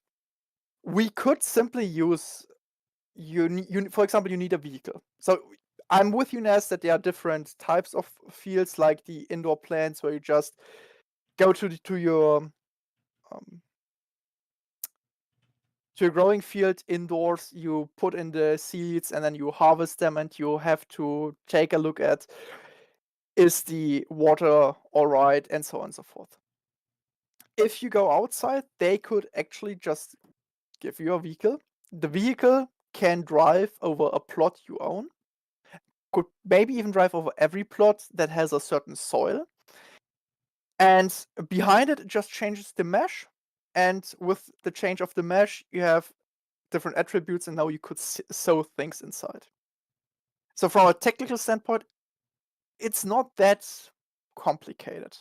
The problem is that what happens if you take your beam powered farming equipment and beam it at the ground to till the soil, and now you've got the square of tilled soil, and then you just fuck off away from the system. Now the game has to track that square of tilled soil. There's an easy. I think even Star Wars Galaxies did this. I don't know for sure, but I know some MMO did. Is just have degradation. That's what they're going to do. So, but the answer is that now you have to support an LOD degradation for that square of that you've done. I mean, Paul. I mean, it's very simple. Like they can do absolutely anything. The answers have been in front of us all along. Just switch to Unreal Engine. Paul, how did I not think of that? That's perfect. Just switch to Unreal Engine. You just hit the button that says switch to Unreal Engine, and it fixes all the problems. That is brilliant. You know, Unreal Engine doesn't have any bugs. Yeah, exactly. The thing with your land of plot is the same as with I drop a magazine somewhere on the planet. The planet has to track the magazine, Yes. and it already does track the magazine. And the LEDs for it. Yeah, but we're not talking about a magazine. We're talking about like 4 acres of land. You know. Yeah, I mean, the thing is, you could use you could create the mesh in a way that it's very resource resource light. that's not very resource intensive. Yeah, Yeah. resource light. And count it as one objective, for example. And there could also be some additional requirements, like, okay, you have to have a base close by. Mhm. So you can actually build out there. Like, if you build outside of your base range, it degrades, and it's gone. You turn around and it's gone. So there are ways to compensate for this. I think they'll soft lock it. I honestly think that no, I think they'll just soft lock it and say you can't build out not on your plot. I think it's just going to be, there's going to be ways that you won't be able to take your beam, because let's be honest, it's going to be a beam, the beam farming equipment, and beam your way to cabbage, anywhere you want on the planet. Like, I don't think that's going to be a thing you're going to be able to do. You won't be able to plow Lorville. No, I think much like Star Citizen or Starfield as well, there'll be places you can't build because of other POIs, and you can only build on plots that you claim. You claim. So around the area of your claim. And you can build on plots you don't claim, but this has legal and gameplay related. You won't be able to in like UE space, like in Stanton. You won't be able to do that. It'll be physically impossible.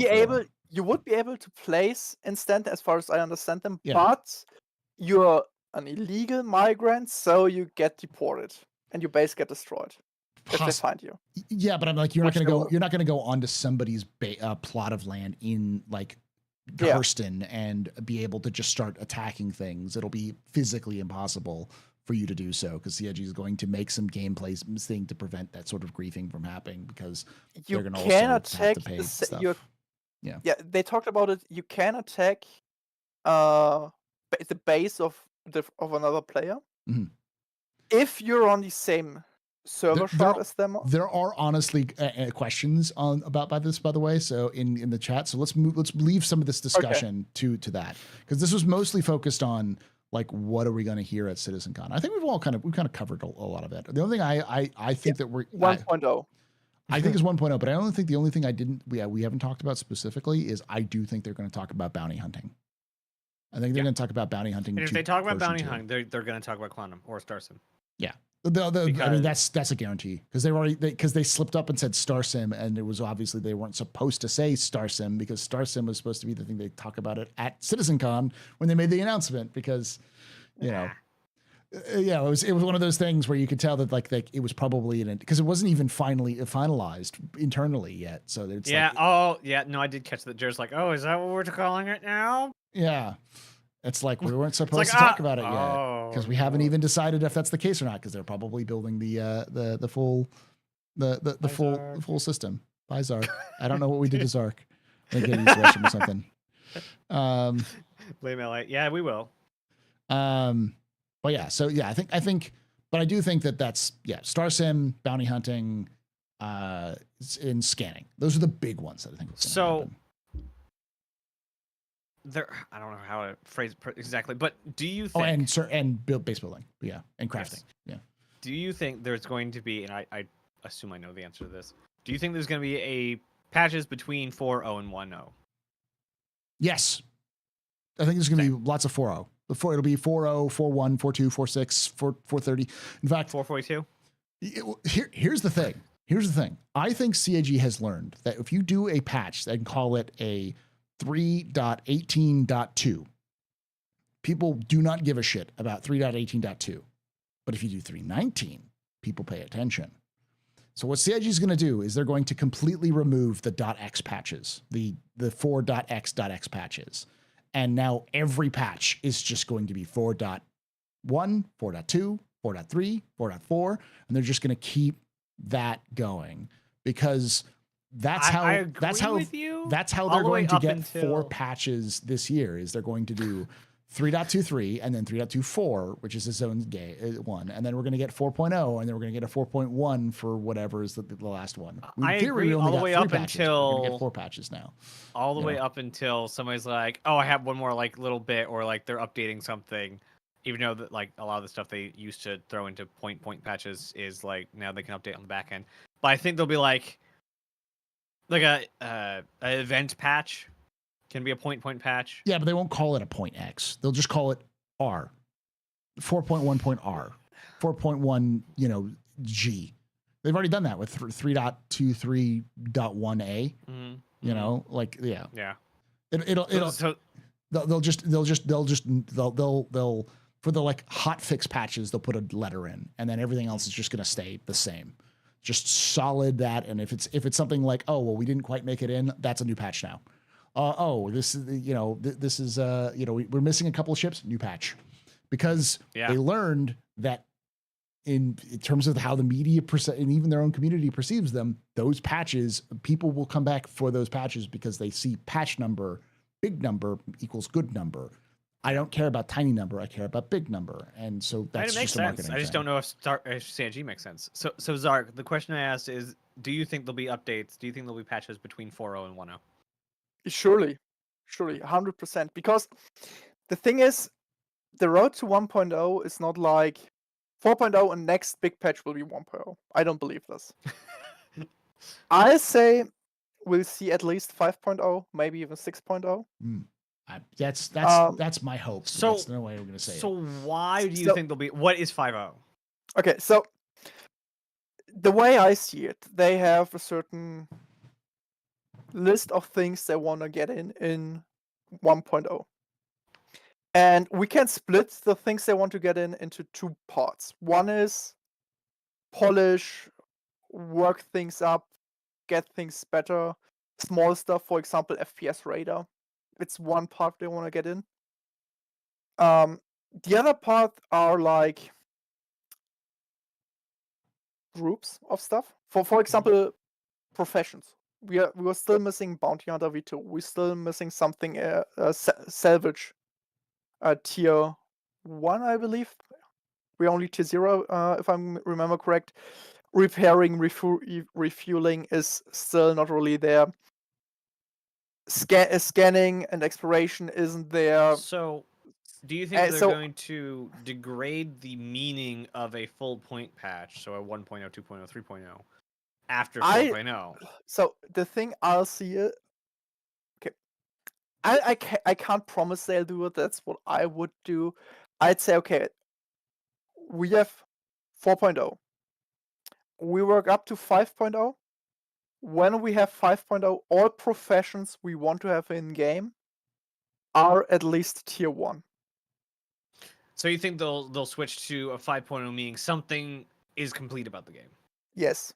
So 5.0 is all professions, 6.0 is, for example, all ships, 7.0 is all... I don't count ships in there, because ships are a whole different thing. But 6.0 could be, for example, base building, customizing ship interior, crafting, all those things. Then we could have 7.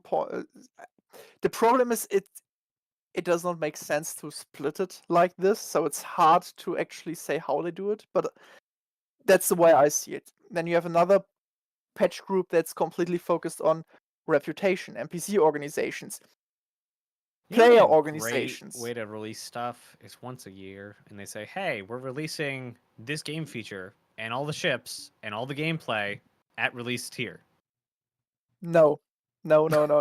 I remember the times where we had only one patch a year. That's not a good time. Mm-hmm. Pete, I understand Pete's idea that CIG doesn't like to do big numbers until if they're major pillars. But we're also reaching a point in CIG's history where it's less about. I'm not going to say they're less earnest, because I still think they're earnest, but it's less about the way that they do things, like numbering patches becomes less about trying to be informative with the patch numbers and more about managing the the narrative of the game in terms of like how people talk about the game.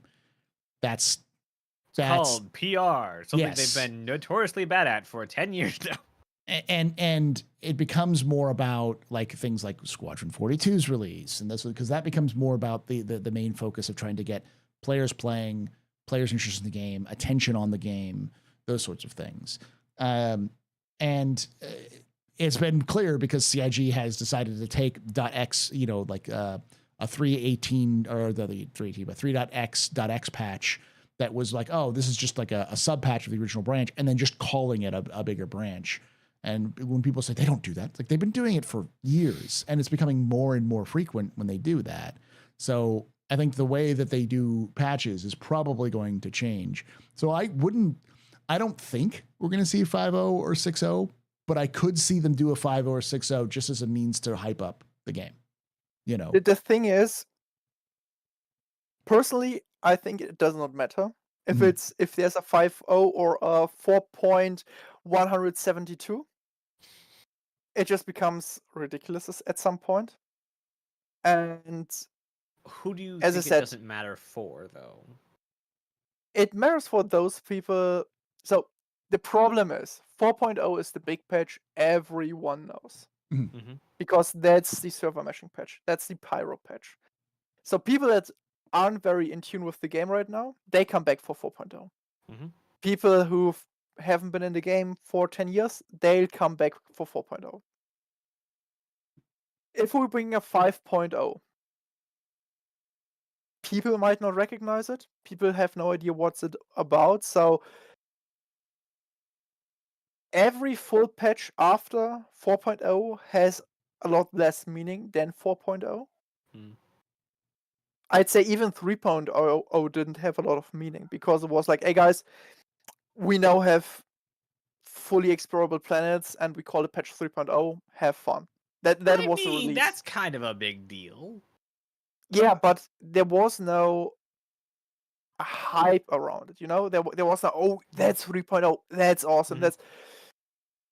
We knew there was something big coming. After half a year of waiting, we noticed, we got told, okay, yeah, there's explorable planets. They will come with 3.0. Then there was some hype, and then we waited and waited and waited. And when 3.0 dropped, sure, it was awesome, but it does not have the same connotation, the same hype 4.0 has. I think that's just better marketing, just better PR. Right, I think I would agree to a 5.0, as in that would be we're switching from adding content primarily to primarily only bug fixing. All right, yo. I think we're kind of way off the track. We've already been doing this for an hour and a half. Let's wrap this up and move on to the question and answer session. Because for those of you who are new here, we are going to be recording. I've been recording this to put it up as a standalone video because people tend to not like watching 3-hour videos of Captain Staples. So I am going to unlist the video, the live stream once it is once it is over with. But I will have a link right above Naz's head, which will have that link to this full live stream. So if you want to watch the whole thing, then you can watch it there and watch including the question and answer sessions. And but for now, we're going to kind of call this discussion over with. And I wanted to thank Naz and Zark for coming on because this was a last minute thing because I thought I had released the schedule for this month and I didn't. And I went on this morning and was like, I need somebody to help. So this was sort of kind of a last ditch kind of pitch there. So thank you for coming on and helping me out. And if you did enjoy this, please hit that follow button on Twitch, subscribe on YouTube, and hit the like button. Hit the like button and the bell icon to be notified when this release. And like I say every time, thing, Paul. Go ahead. Just want to answer there for Jen and Tenek. There's one last foundational tech that would rate a 5.0 left, and that's Quanta. With that, thank you so much for hanging out with us. Love your faces. And like I always say, have a good, if I don't see you, hope to see you someday in the black.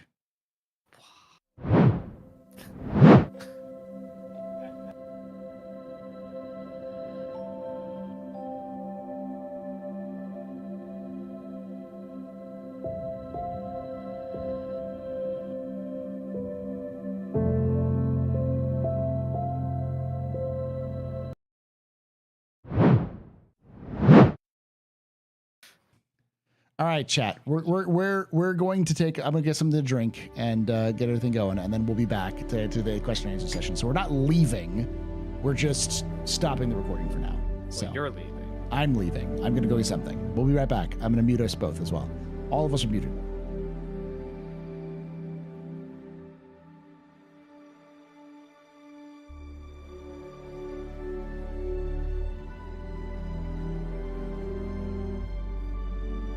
It's not over, Falco. Stop spreading misinformation.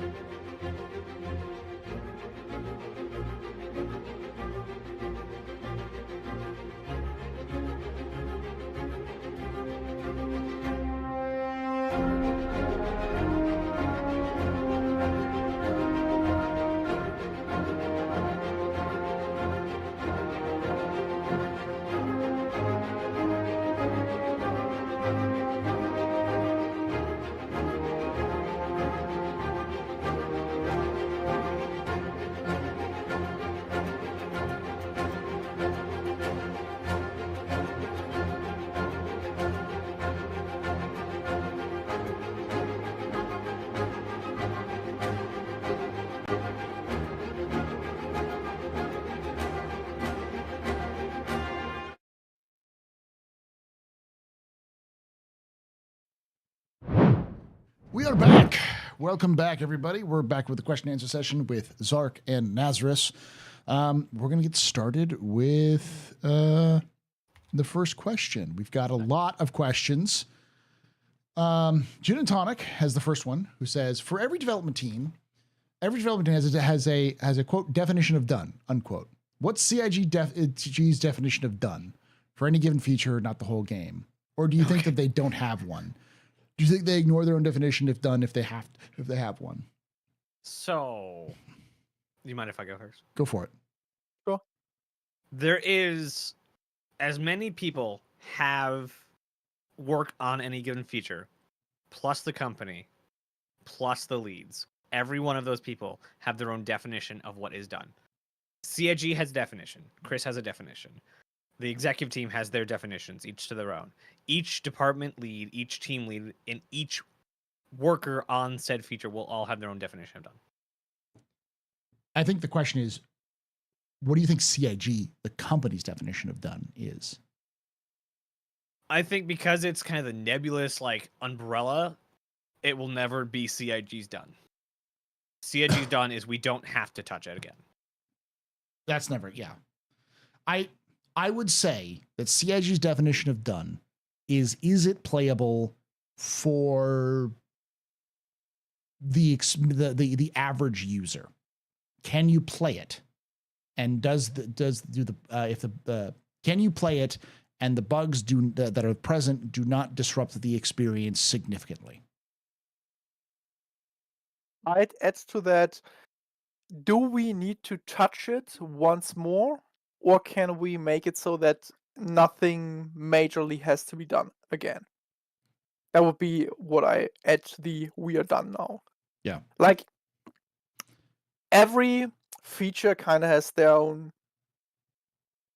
requirement for being done. Like, let's take personal hangers. Yeah. If 80% of players can reliably play the game with those hangers, it's done. It still needs touch-ups, it still needs to be worked on, and so on and so forth. But it is done. On the other hand, if we... Yeah. Well, I was going to say, because like what Jin is saying, because this was Jin's question, is saying what you're saying is that shouldn't be the case, so that they don't have an answer. The answer is yeah, probably that's the case.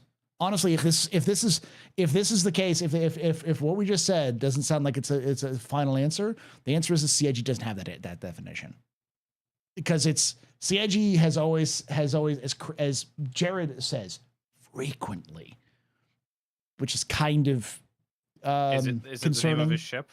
No. Yeah, kind of. The only constant in game development is change.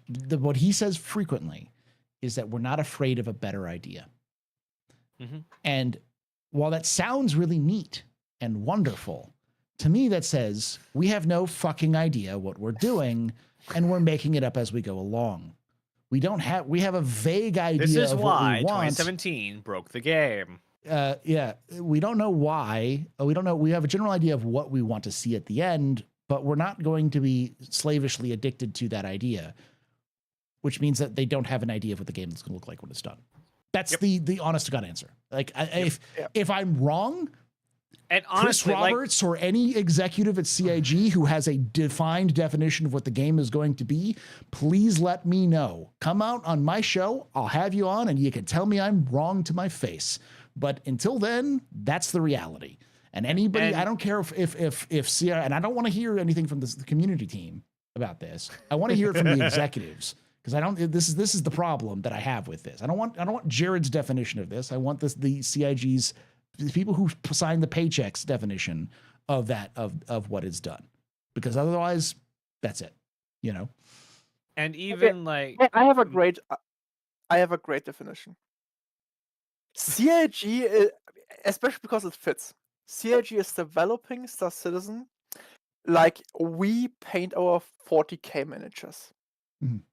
We can build them and it's done. We can prime them. We can paint them battle ready. And there's always something you can do better. But at some point you have to say, done, tomorrow is the tournament, and I have to be there. It has to be there, yeah. It has to be put out there. Yep. Jin's saying, I even called that out. That was specifically not what I was asking. So what are you asking? Because like if the question, because you said in this, what is CIG's definition of done for any given feature, not the whole game? Or do you think that they don't have one? No features ever done, just abandoned. Yeah. Do you think they ignore their own definition of done if they have one? I don't know. Okay, they ignore their own definition of being done if it's in the way of the greater good.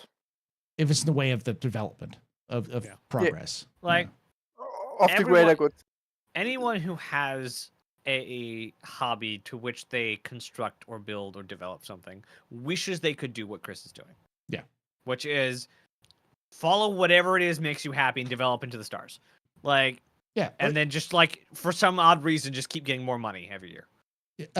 For any given feature, not the whole game. That's what we're saying. It's like we're saying for any given feature, like my definition was at least, does it violently disrupt players' activities? Can they mostly do what they want to? That's basically it. And if it's like, well, it can't be nebulous, that's the nebulous answer. Like they don't. Yeah. If the answer is if they can't be nebulous, is what you said earlier, Jen, then the answer is no. They don't have a definition of done. It's whatever they fucking feel. I say, which means they don't have an idea of what the final features are going to look like in the game. They have just a general vague concept of what they look like. That's the problem. One of the best examples would be salvage, actually, because we have salvage in the way that we can loot containers from ships, that we can take off the weapons. Mm-hmm. And we have the salvage mechanic where we go in, split the ship, and beam it in. This is not a complete feature. This is probably not even a complete tier 0, if I'm being honest.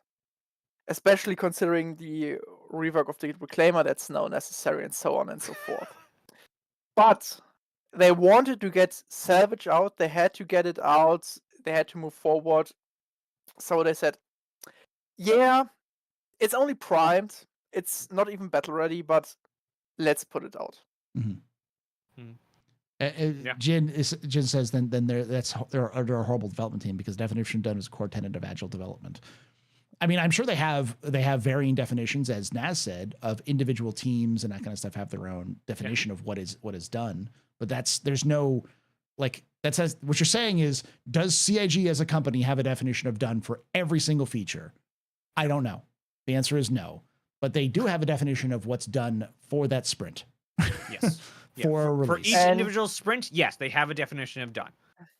But that's going to vary. Absolute. That's going to be very dependent in the team and the year and the phase of the fucking moon. Like we don't fucking know those answers. There's no lockdown. Sprint is very different from feature. Very, very different from feature. Yeah. And Jin, you have to remember that they only have a certain amount of resources. Jin is a developer, so he worked with EA, so he knows generally and that kind of stuff. So I know from the project management side of things, if you have to reallocate your resources, make sure that the things you put out are kind of coherent and work, and then you visit them later on. That's the whole thing with prioritizing project management. So you have to, I can't completely build this road, for example. That's from my work experience. Like, I can't build the road till December. But I can make sure that people can drive on it. I can remove all the heavy equipment. I can make sure that the ground... You broke up there. And then I can... You said the ground, and then you broke up. Yeah, that the ground is as dense as possible, and that nothing is in the way, that it's flat, all those little things, I can make sure of this. It's not the complete road. It's not even a road in the strictest sense if you're within a city, but people can drive on it and get from A to B. And it's fine. And it works, and when the next year comes around and spring is around, I don't have to worry about snow anymore. I can finish the work. It's not done, but I have to push it out. So I think the question I have for you, Jin, is: are you asking if does CIG have an idea of a minimum viable product? Because I think the answer is yes. That's what 1.0 is. 1.0 is going to be a minimum viable product, and I think Chris has had a definition of that for years, because he constantly has talked about it in the past about there's going to be a minimum viable product. But go on to the next question. Okay, I think there's some sort of mistranslation between what your question is and between what our answers are. Because if our answers are incorrect, then or don't meet your standards, I don't know what you're asking, honestly. Max asks, do you expect a Liberator will release white pyro? Oh, with pyro. What? With pyro. Oh, Max, say that again. English isn't Max's first language, so. Do you expect the Liberator will be released with pyro? No. No. It would have been on the map by now. It would have been talked about in the... So, how the monthly reports work is they won't hide names of ships we know the name of. So, if it hasn't shown up in the monthly report, then it's not going to be. Yeah. Yeah, we will know a year in advance before the Liberator is out. Like, there's more likelihood. 6 months. Yeah, or we know what ships are being worked on that we know of, because they've already talked about them. Reliant noises. Like we know the what is it called? The Apollo has been worked on, so we know that's in some stage of development that they're going to work on it. Could be redone, but you know. The Nazeris in some sort of development. They've been working on it. With Zeus, we have the Polaris. Obviously, the Polaris and the Zeus, yeah. Then we have the Legion is a weird one though, because that was supposed to be out in 12 months, and we haven't heard anything about it. Yeah, that's true. Yeah, but it's a small ship. I think they are done white box. It may be the whole sea situation, whether it's done. But it's just waiting for things like hacking. It's like it needs some other elements. Maybe they're like, we'll pause development on it now because we're going to be working on Maelstrom, and we don't want to build this out while Maelstrom is still in development. So because we have to do double work, sort of thing. So, all right. Next question comes from Max, who asks, do you expect we could have a modified platform Atlas to cargo transport with a big 32 SCU container? The amount of people have been screaming about it. I hope CIG is thinking about that. Yeah. A cargo version of the Atlas, you know. But I want my pickup. Just a nice flatbed where I can throw stuff on. How many corpses, SCUs do you want the pickup concrete. to be? What's that? Two 32 SCU boxes next to each other would be cool. That's not a pickup. That's a semi. If you're doing a pickup, that's a big truck. That's a 16. I would say 8 to 16. 1, 8, or 16 would be the. Yeah. That's. I mean, just for me, as like that is Tumbril. The Tumbril, traction or whatever you want to call it. It's just a space pickup truck, would be something like that. Big truck with a bed. I think honestly they have a lot of just like I think they underestimate how many people want to drive in this game. Yeah. They do. Yeah. Even how bad it is. They do. Like, I love driving this game. I have no idea why. And I keep picking up a stupid grab bike for no good reason. I mean, they've been talking about reworking the ground vehicle experience and driving it things like for 2 years now. Yep. And the tank's still broken. Yeah, and it's and I mean it's not one issue is obviously the ground itself, because there's so much stuff, and if we get Maelstrom, and Maelstrom would allow rocks and such to just crush under our tires. I thought we were going to go the other way, because if when we hit a rock, our car explodes. We hit a rock, our car explodes now. But I'm gonna get up on my soapbox for this one real quickly, because this is one of those things that I think CIG fundamentally doesn't understand how much their community wants to drive wheeled vehicles on roads, or just drive wheeled vehicles. Yeah. Because if they knew how much we wanted to drive wheeled vehicles, they wouldn't populate the entire planet of every planet like it was an FPS level that you needed cover everywhere. Yeah. They're trying to make an interesting biome. The problem is about making interesting biomes is that when you make a tiny rock that's the size, it's like maybe like 6 feet tall, like I don't know what it is in meters, like a lot, but like 1.8. So yeah, like 2 meters tall, like a 2 meter tall rock. you can't see that from fucking space. So they won't look good from space, and it just looks When's cluttered. the last time you when you last time you drove out of the New Babbage garages? forever. So, for whatever reason, possess them. They're speed bumps. Stop the STV. If you go over 5 meters a second, you just hit a wall. So the crazy okay, I'll be honest. My point is for my soapbox is I don't think CAG realizes at all that ground vehicle combat ground vehicle transportation is a major feature that people are looking forward to in the game, which is why whenever someone says, what do you mean? Why do you want roads? What they mean is they want towns, roads, reasons to use vehicles, because all that CIG does is like, oh, well, this is a cool ground vehicle, and people buy it. They're like, cool. And then they move on. It's like, they take your money and then ignore your content. And for that reason. And that's why people get perturbed about CIG when you do these things, is because you have that sort of situation where it's like, it's clear it's not a priority, but why isn't it a priority? Because it's clear that people want to fucking play that aspect of the game.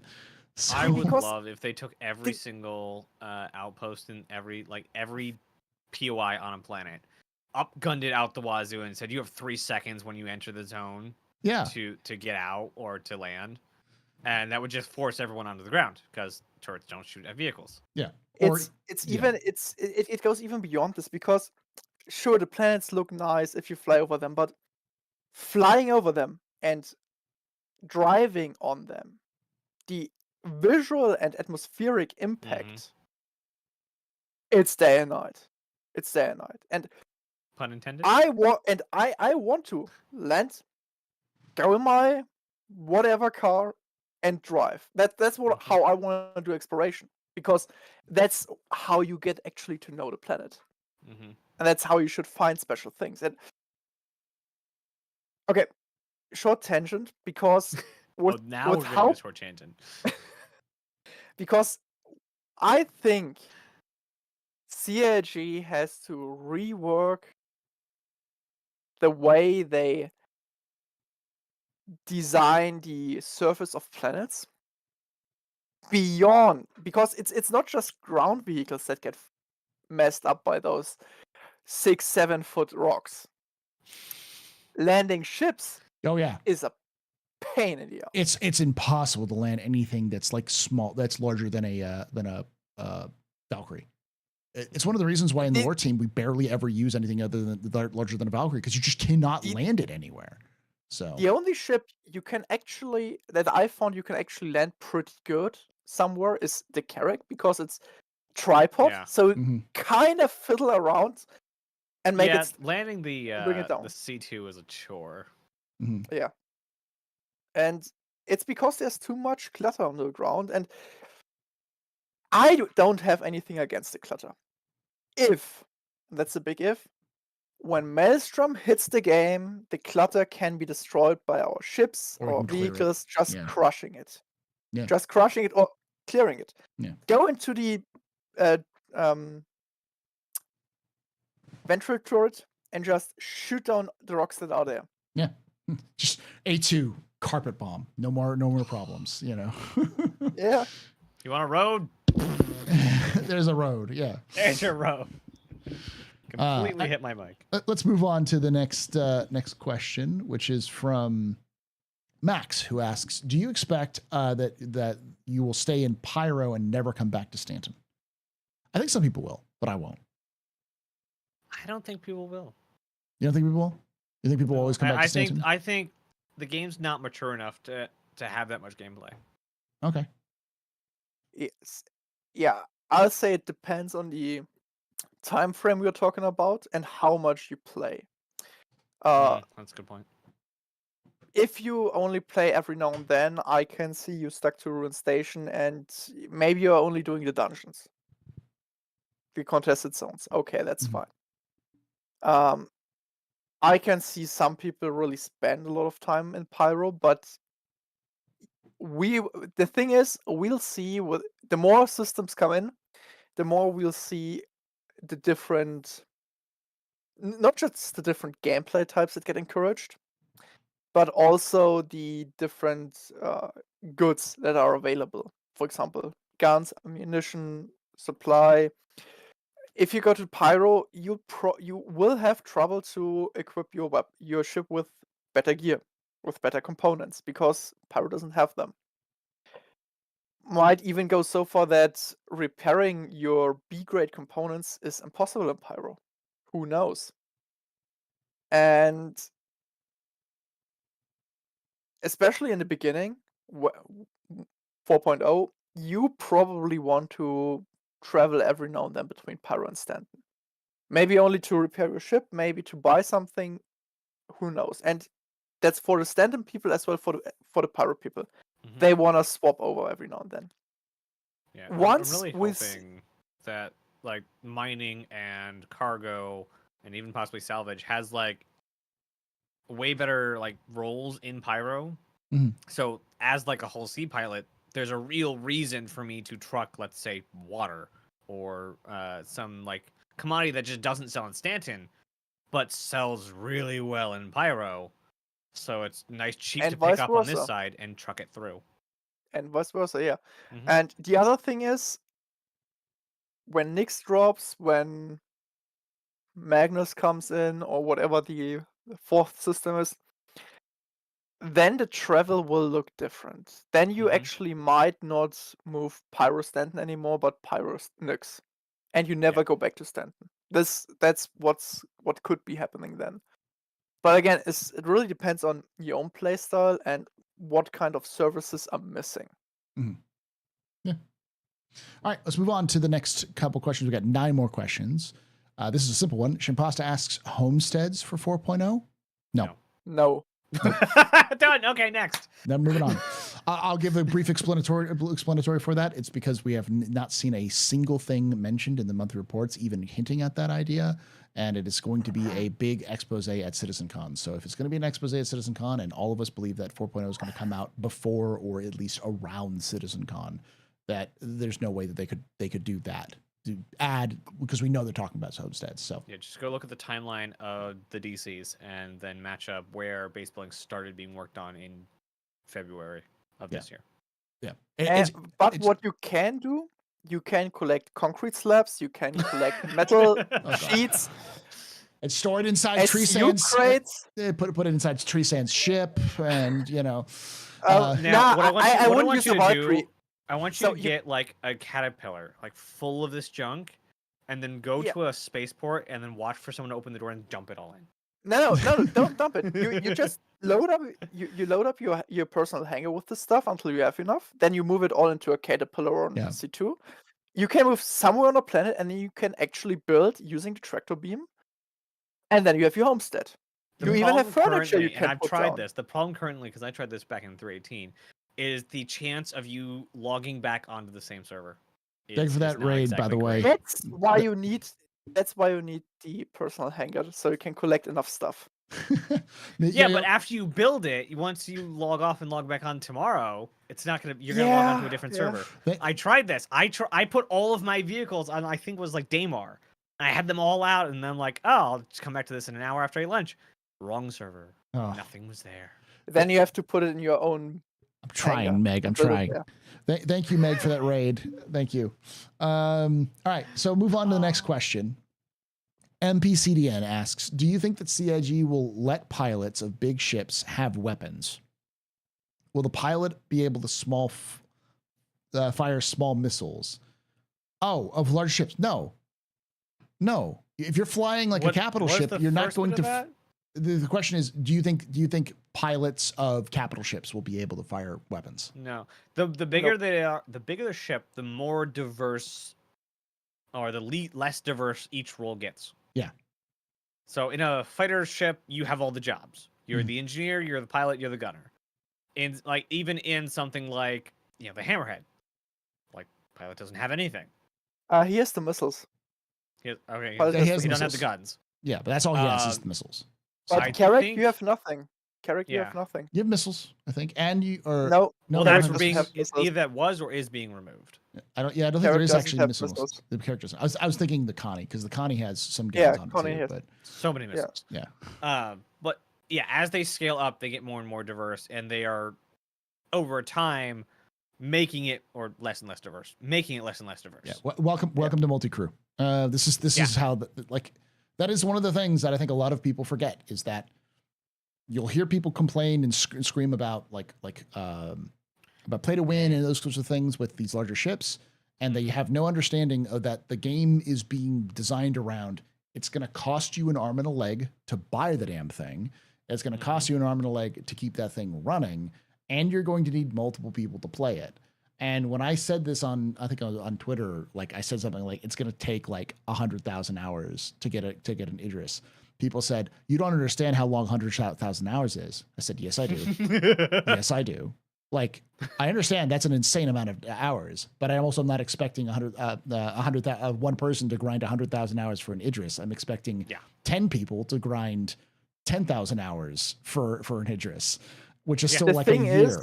But the thing is, yeah, I'd say an Idris, just buying the Idris is probably less than 100,000 hours, but then you can't even power it on because once you power it on, you're bankrupt forever. Yeah.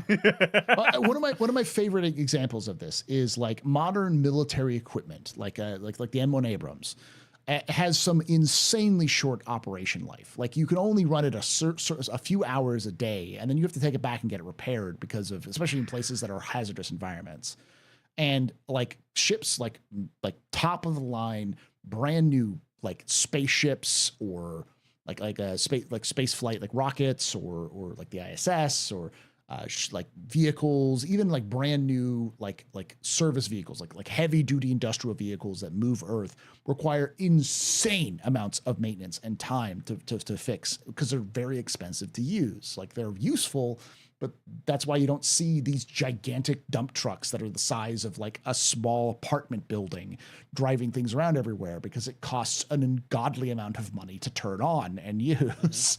That's the reason why they're so special. They're a specialty because of their cost to operate. And that's really what these large capital ships will be. They are incredibly expensive specialty tools that will be used for things like raids or like the MMO raid style or some other big event somewhere, you know? Yeah. And Or as a base. slight side Or point, an slight orc. tangent, like when they showed off fire on the ISC, I really was hoping they'd tell us that they'd have like either the repair beam or a cleaning beam to return it to new. Like, I really want to clean in this game. I really want to like be able to keep the ship clean. Viscera cleanup detail. Just with You want the Raptor. Yeah. Yes. Like, I mean, everyone wants the Raptor. I do want the Raptor. Like I was so upset that was a joke. Like I knew it was a joke, but I was so upset that it was a joke. Yeah. Because like absolutely, like that's my hangar cleaner right there. I so hope that they'll sell it at Citzencon or IEA. Oh, that would be so cool. Okay, this is interesting. Bugatti can only run at full speed for 15 minutes as the tires disintegrate. So yeah, like what's the car that has like a 30-second I think fuel it's tank? not. I think that's the Bugatti. Like it's not the tires, but actually the fuel that's gone after 15 minutes. Yeah, after 15 minutes. Yeah, Yeah. yeah. That's my point. It's like the Idris, like the CIG has made multiple comments. CIG developers made multiple comments when they put the Idris in game and then ran it through the same systems that every other ship has. They're like, it costs a fortune to fill up an Idris. Like to fill up, it costs like millions of credits to fill up from empty, if not like damn near 1 billion credits to fill up just the tanks, let alone damage repair or anything else like that. Fly a whole sea for a week, fill up the gas tank, and then compare the mass of the whole sea to the mass of the Idris. Mm-hmm. It is painful. So like, hydrogen is no joke. And that's the reason why these large ships are being balanced by. It's like you have to rely on other people and they're expensive to use. Even things like the Orion are going to be incredibly expensive to operate because They're designed to go to one area and just mine an area out, and that has to be supported in situations. It's called a mining platform for a reason. It's not a ship. Yeah. It's just a mobile platform. So Yes, the thing is, raids aren't necessarily raids like you know it from other MMOs. Mhm. It's more like you have a huge fleet engagements of sort. And in terms of the Orion, for example, sure, this thing is probably one of the very few capital ships that will earn you money, Mhm. but you have to buy it, you have to get it started, you have to spend a fortune on fuel to get it where it is, and then you don't move it away from your asteroid belt. You're maybe around Yela, maybe somewhere in the Pyro outskirts, or and whatever. Yeah. you just cruise from one asteroid to another, and you hope that there are enough hull seas that can take your goods and bring it to a refinery. Or And have just you- a dozen of expanses. Probably not enough with a dozens. But yeah, so you need people that come with hull C to unload you. You need people on the Orion to help you mine. You need people to actually move the cargo containers from the Orion to the hull C. You want some fighter pilots to escort the hull Cs, and all of a sudden you have An org. Yeah. an orc. Yeah, this is with like a 2,000 or 50-man crew at 3,000 this point. Yeah. It's a 50-man crew that's only mining. What was I going to say? Oh, there's a question in there about there's like because that's where the kind of mining thing came from. It's like, what is a raid for miners? And the answer is that the FBI. That's nice. The actual answer is is in my opinion what we see with things like the what is it called, the current thing that's being tested right now, the blockade runner. It's something like that. It's an event like that, but for mining. There are two types of raids, I think, for an economy player. One, there's the CIG authored, not really what you're looking for because blockade run is not a cargo mission. Screw you. And then there's the I randomly scanned and surveyed and found this actually like high yield area. Mm-hmm. So I'm going to sell it to an org, and they are going to raid it because it is time. really valuable. Yeah. They know where it is, but they don't know who else has it. And this is like, let's go time, baby. It's time to move, you know. Mm-hmm. It's time to organize. A raid for mining and for industrial people is going to look like a logistics. Is what it is. Like the actual battle you're doing is like, can I get enough fuel and resources to even better. Yeah. Every mining, economic, logistic player raid is the best mission type in every MMO. They are all escort missions. Oh God. I thought you were going to fetch quests. No, it's all escort mission because yes, you can bring the Orion to the high yield area, but you have to protect Orion, you have to protect the hull Cs, otherwise you're done. You can run your hull E from A to B and make billions, but you have to protect it again. So again, escort mission. Even with something like the Arrestor, it's probably going towards an escort mission because now you have to bring some smaller transport craft to carry your containers. They need escorts. So every economy player's raid will be an escort mission of some sort. It will. But with the caveat, you are the escorted one. Yeah, you're the one being escorted. Well, the other thing, it's like, someone mentioned that there was a Tony Z mentioned a Gold Rush mission. I've always envisioned an idea where you have like a rare asteroid or comet that is being detected, and it's been detected coming into the system, and everyone knows where it is, and it shows up on maps, and it's like made of pure quantanium, and you have to go there and mine it out before anybody else does, and so it's a giant like fight, or maybe it's being guarded or protected by the UEE or by some no, you some can't pirate. add combat. Well, it's gotta, even like everything adds combat in this game. Like it needs to have some challenge. That's what I was saying. Like, because you scanned it, you have the data. You don't have there's always the imminent combat. There's always a threat, but there's no imminent combat if you find it and scan it and like do all this stuff yourself. The thing is, it's always a JT safe question. Yeah. If it's an official event, sure. Even if it's unofficial, because let's say you scan the asteroid and you bring it back to your org, you get your Orion ready, you fly out. There can be 100 other players who found it and who solved it. And now there are like 10 orcs going in. But that's a All lot for the- lower chance of finding people than it pings everyone map and CIG says, "There's an asteroid here. Go get it." Yeah, but still, the thing is, you always have to think about there might be someone else, there might be a player, there might be a player orc, there might be an NPC crew. And especially considering how Quanta works, once you start with the Orion and mine this thing, pirates will flock to you because they notice, oh, there's a lot of Quantanium traveling via hull seas. Mhm. There must be something important and valuable there. So let's get in and fight it. So it's always the JT safe question for such things. Yeah. So there's a much different question between combat possible and combat probable. Yeah. With a CIG authored event, it's always probable. Mhm. Like they engineer combat into every mission. Yeah, into every event. But like for instance, with one of the big problems I have with Jumpdown is that there could be a Jumpdown where you just show up, get your boxes, and leave, and nobody ever shows up to fight you, which is boring. So there actually should be someone who shows up that's not players but NPCs to try to take back the facility from you or whatever, or you have to kill NPCs to take the facility in the first place. But I see what you're saying, but I think that's what Zark is saying as well. Is like in theory, in Jumpdown, you could experience nobody, but there's always the threat. It's still always a threat, but doesn't necessarily mean there is built in there. So, all right, we got a couple more questions. We got 7 more questions, and some of them are pretty quickly. Max asks, does UEC currency come out with 1.0? And I think yes, almost certainly. Yeah. If it's release, then yes, that's when UEC turns on. Where we drop the A. Depends. If one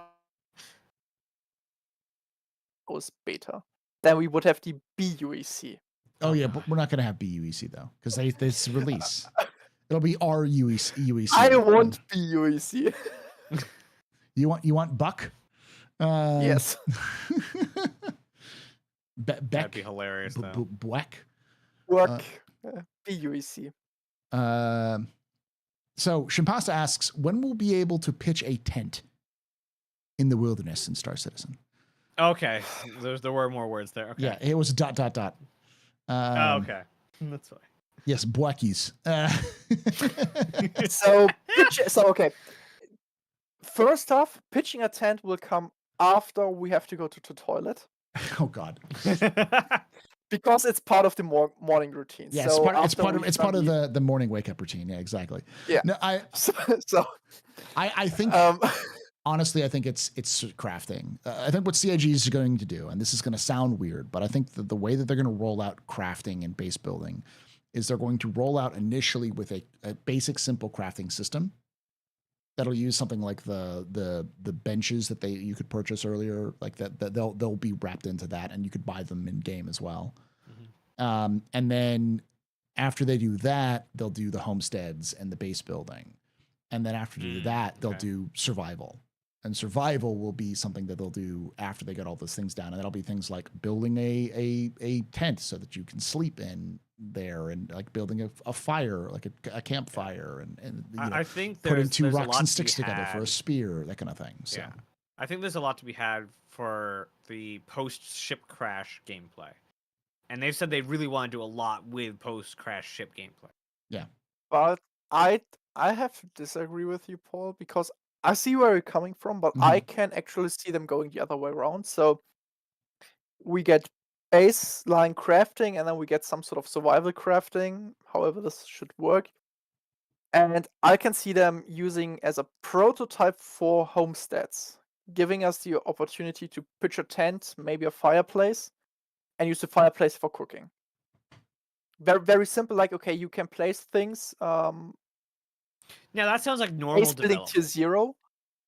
Like, really, like base building tier 0 tech, if you want to. See, Zark, the problem is you're making sense. And Yeah. CIG doesn't work Yeah. off of making sense. This is Yeah. this is logical and reasonable. Not biting off more you can chew. Getting a clear idea of a specific thing that you can do that's simple that everyone can. What is this madness you're speaking I of? think There's no completely new technology that needs to be developed for this to happen. This could just happen right now. That's good. That is, which is not acceptable. We need to build a brand new server architecture from the ground up in order to be able to pitch a tent. Okay, that's the rules. I don't make up the rules. Chris does. Okay. I think just like Beam Citizen and the reason we have broken salvage right now, I think they'll put in a crafting bench and a cooking bench, and that's how we'll start that whole mess of things. And I think we don't need a cooking bench. But we have one. We have kitchens. We can use them. Go ahead, prove me wrong in the future. I'll see you in the future. Yeah, we'll have a cooking bench. No, we have kitchens. We have workable kitchens. Yes, but what he's saying is we have toilets. What he's saying is that there will be a cooking bench. It sounds weird. It should be called a kitchen, but it'll be called a cooking bench because CIG's bad at naming things. But also, like, it's just not how it's gonna work. No. It's just not how it's gonna work. Like there'll be a module in the kitchen that like is carved out of the kitchen saying this is where you cook. Yeah. It won't be like just we have the kitchens we have and then we start cooking in the kitchen. It will be a cut out weird shoe in every kitchen that's going to look vaguely the same. There are two ways we will cook. The first one is, and every ship I've seen so far, I believe, except the 890, does have it. We microwave our stuff. The 890 has a microwave. It is? Yeah. It's in the kitchen where the staff is. So yeah.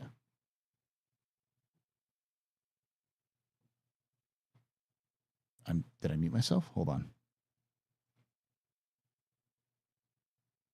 But I totally think that they're going to do so cooking module and then they'll get to the really small, nuanced survival kind of features way later.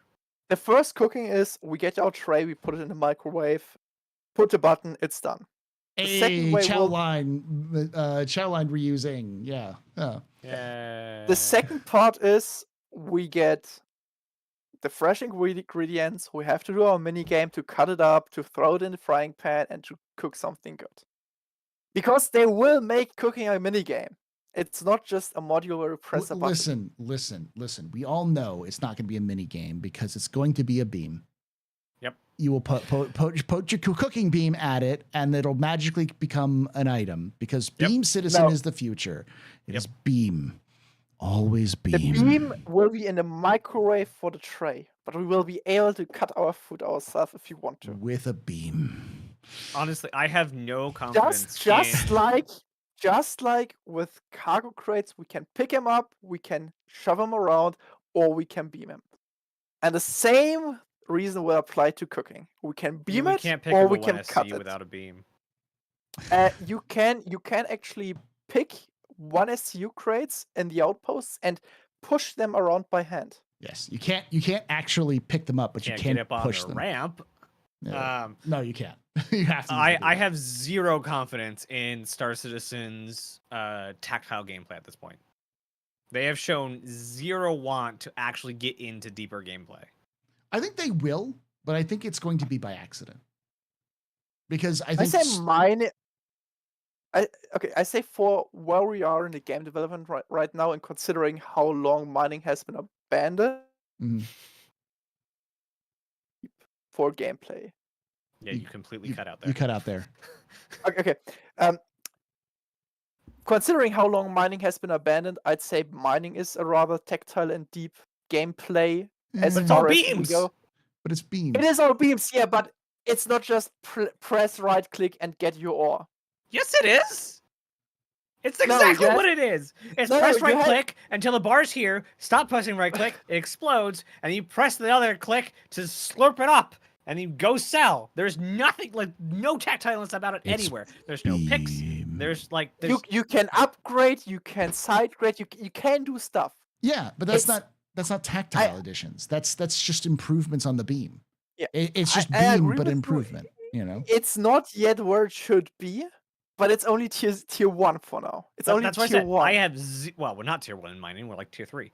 I had like Is it like I already said, tier for 3? what I they've thought it was still shown, tier 1. what they Yeah, it's have like done tier- over the tier past 3. 10 years, I have zero confidence in them making deeper gameplay. I'm okay with that, honestly, because I think Beam Citizen. I unironically think Beam Citizen's a good idea because beams can be useful for a lot of different ways. They can reuse those ideas rather than having to come up with a bespoke animation for doing surgery. They can just have a machine that does it. Now, I do think there will be some sort of mini game, but I'm also cynical, and I thought that CIG was going to do some sort of mini game for being able to open a jump point, and they're just like, no, contact ATC. Big Brother will tell you if you can go or not to the jump point.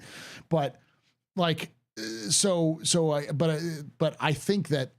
I hope that they'll do a mini game, but I think up until then it'll just be beam baby, beam baby beam, and tactile gaming. Microwave it. And tactile game. I think what they'll do is they'll come up with some interesting tactile gameplay, like they do with Squadron 42, with like rope tech. Like they have a bunch of different puzzles and all that kind of stuff. Obviously inspired by Half-Life, with like being able to move things around, all that sort of thing. So it's very Half-Life-esque. And that's going to be tactile because you're going to be able to like, move the rope and stuff like that. But that's for Squadron, not for Star Citizen. So they'll, like I said, they'll port some stuff over and fix it. But and honestly, I mean, going back to mining, there's the very real potential for a lot of tactile additions. Mhm. If we just get another layer or two on the mining process itself. In theory, like you go out, you place your charge to weaken the or the asteroid and so on and so forth. So I can see a lot of tactile work there, and potentially further on with the refinery. So the potential is there.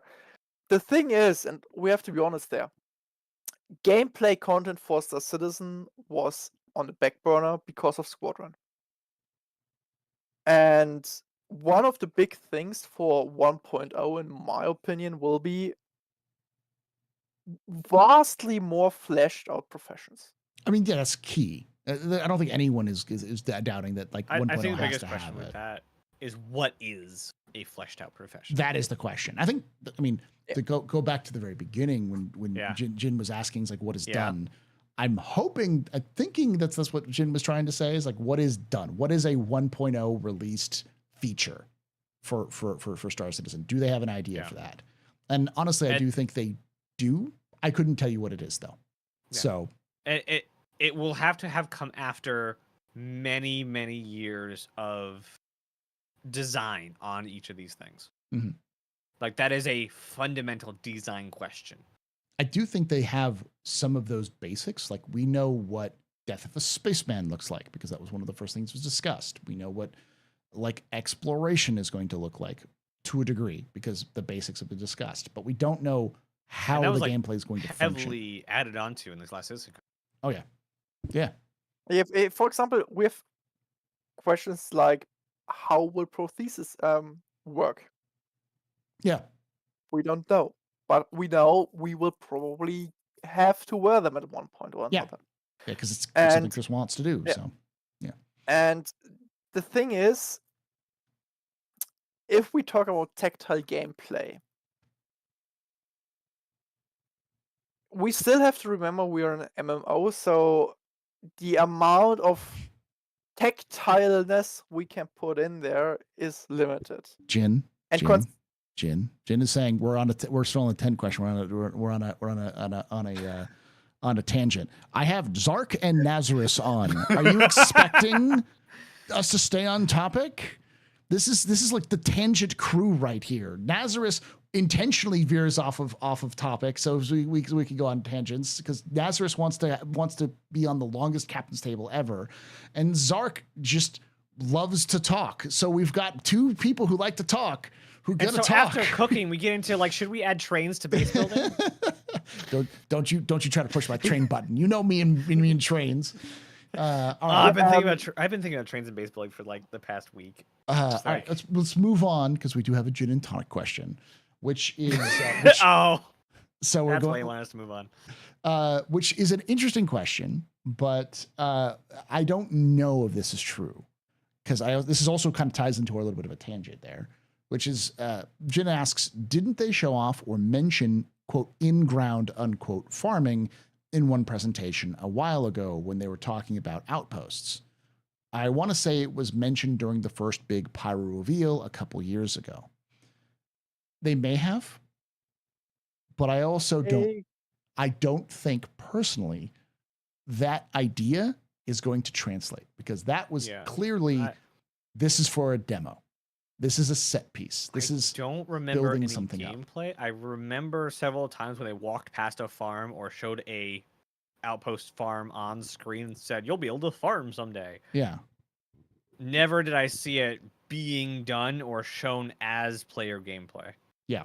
It's always been, see that NPC farming over there? You'll be able to do that one day. Yeah. This will be your homestead, your farm. Farm with these things. I think I know what Jen means or what he's referring to. And it's the whole thing with the new homestead outposts we've got, which we will not build in this fashion as far as I can see the way base building works. Mm-hmm. And for those homesteads, it makes sense that you have base building in some sort of how do I say it? As some sort of an open field or something. I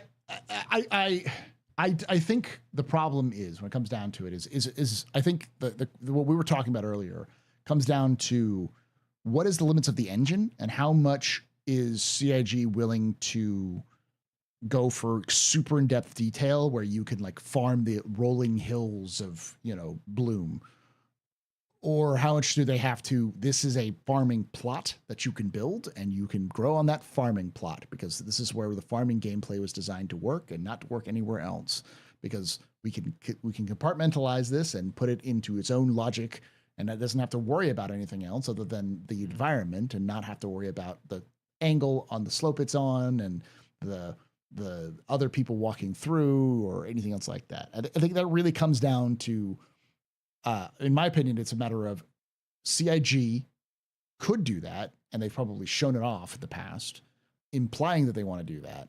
And then when you actually have the rubber meet the road, they go, oh, this is a lot of work. We don't want to do all of this for just growing corn. We want to just be able to grow corn and then do the simple version, or the Chris Roberts is like demands that we have individual kernels that we can see growing on the damn stalk, and it goes that direction. It could go either way because it really depends on which, what Chris's mood is at any given time. So the thing could be, for example, especially considering we have the resource gathering, etc., with our bases, we could see some sort of, you have your base, you can designate certain areas for farming, for breeding livestock, for gathering water, for whatever. Mm-hmm.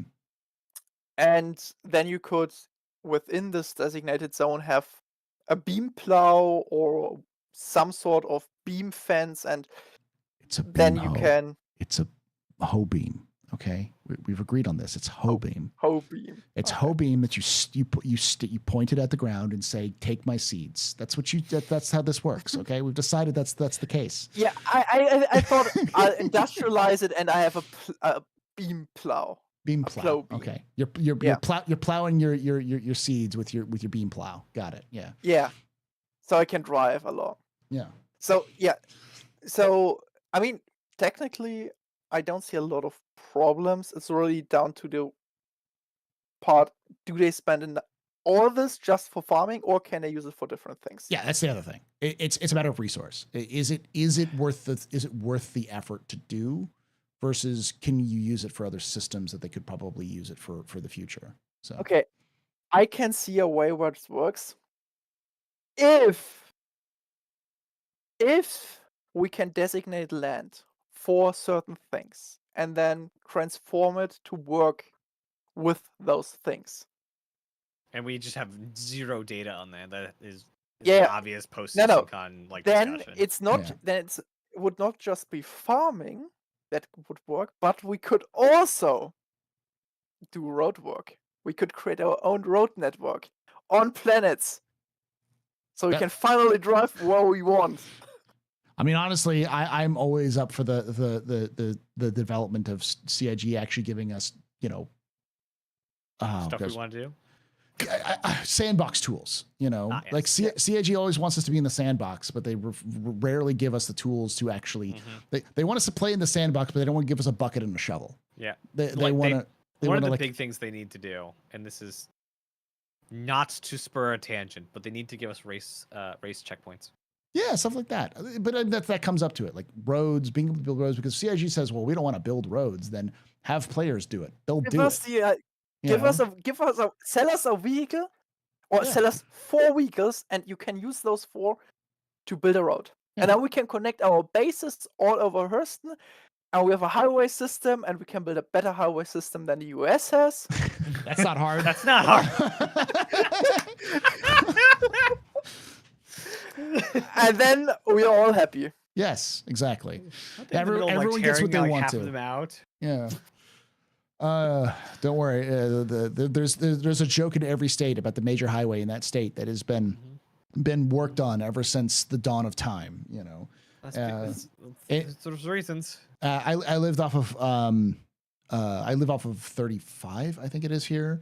And one of the jokes I've heard is that in the beginning, God said, "Let there be light," and I-35 still wasn't complete. Oh boy. So Joan of Arctus asks, are they still doing 3 chapters for Squadron 42, and will they talk about it at Citzencon? Last we heard, they are still doing 3 chapters.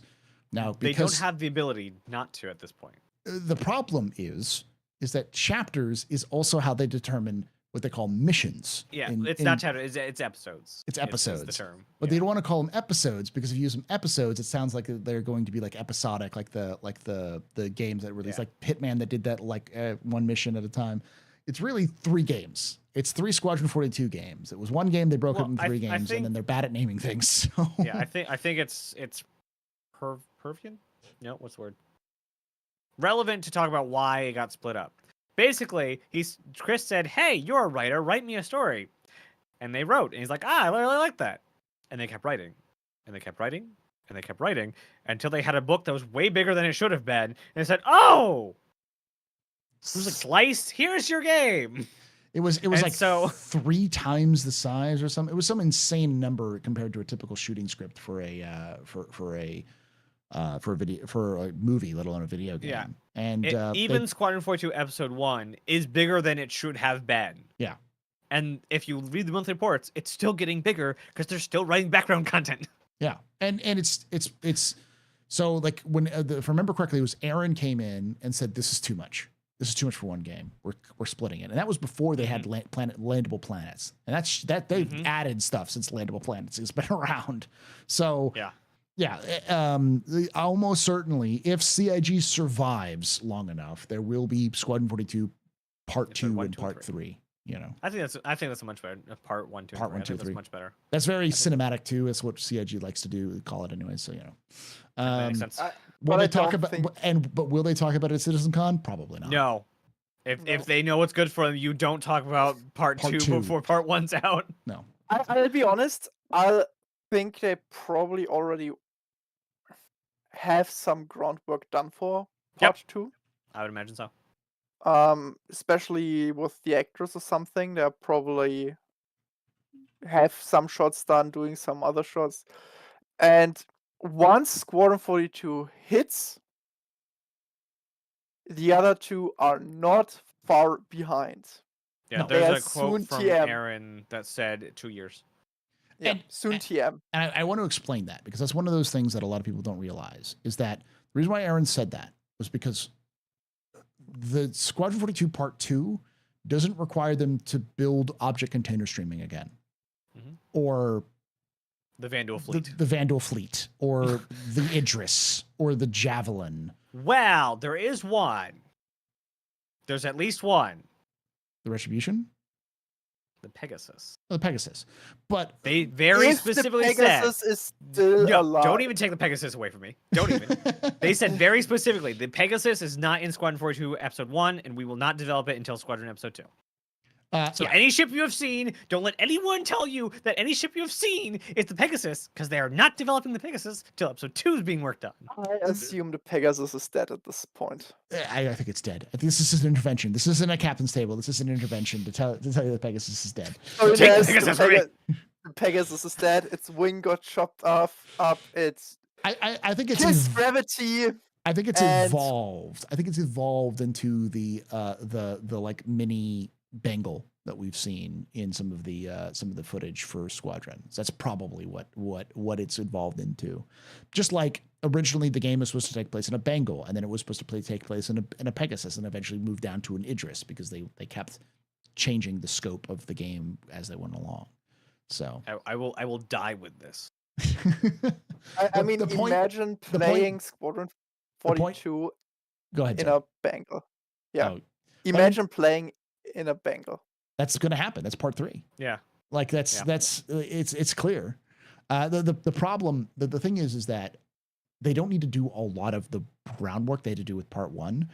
And if you remember the difference between Mass Effect 2 and Mass Effect 3, there really wasn't a major leap because they'd already done the engine change. And a lot of the stuff that was in part 2 came into part 3, Mass Effect 3. And so as a result, the difference between Mass Effect 1 and 2 was like 4 or 5 years. And Mass Effect 2 and 3 was like 3. It was very quick in comparison.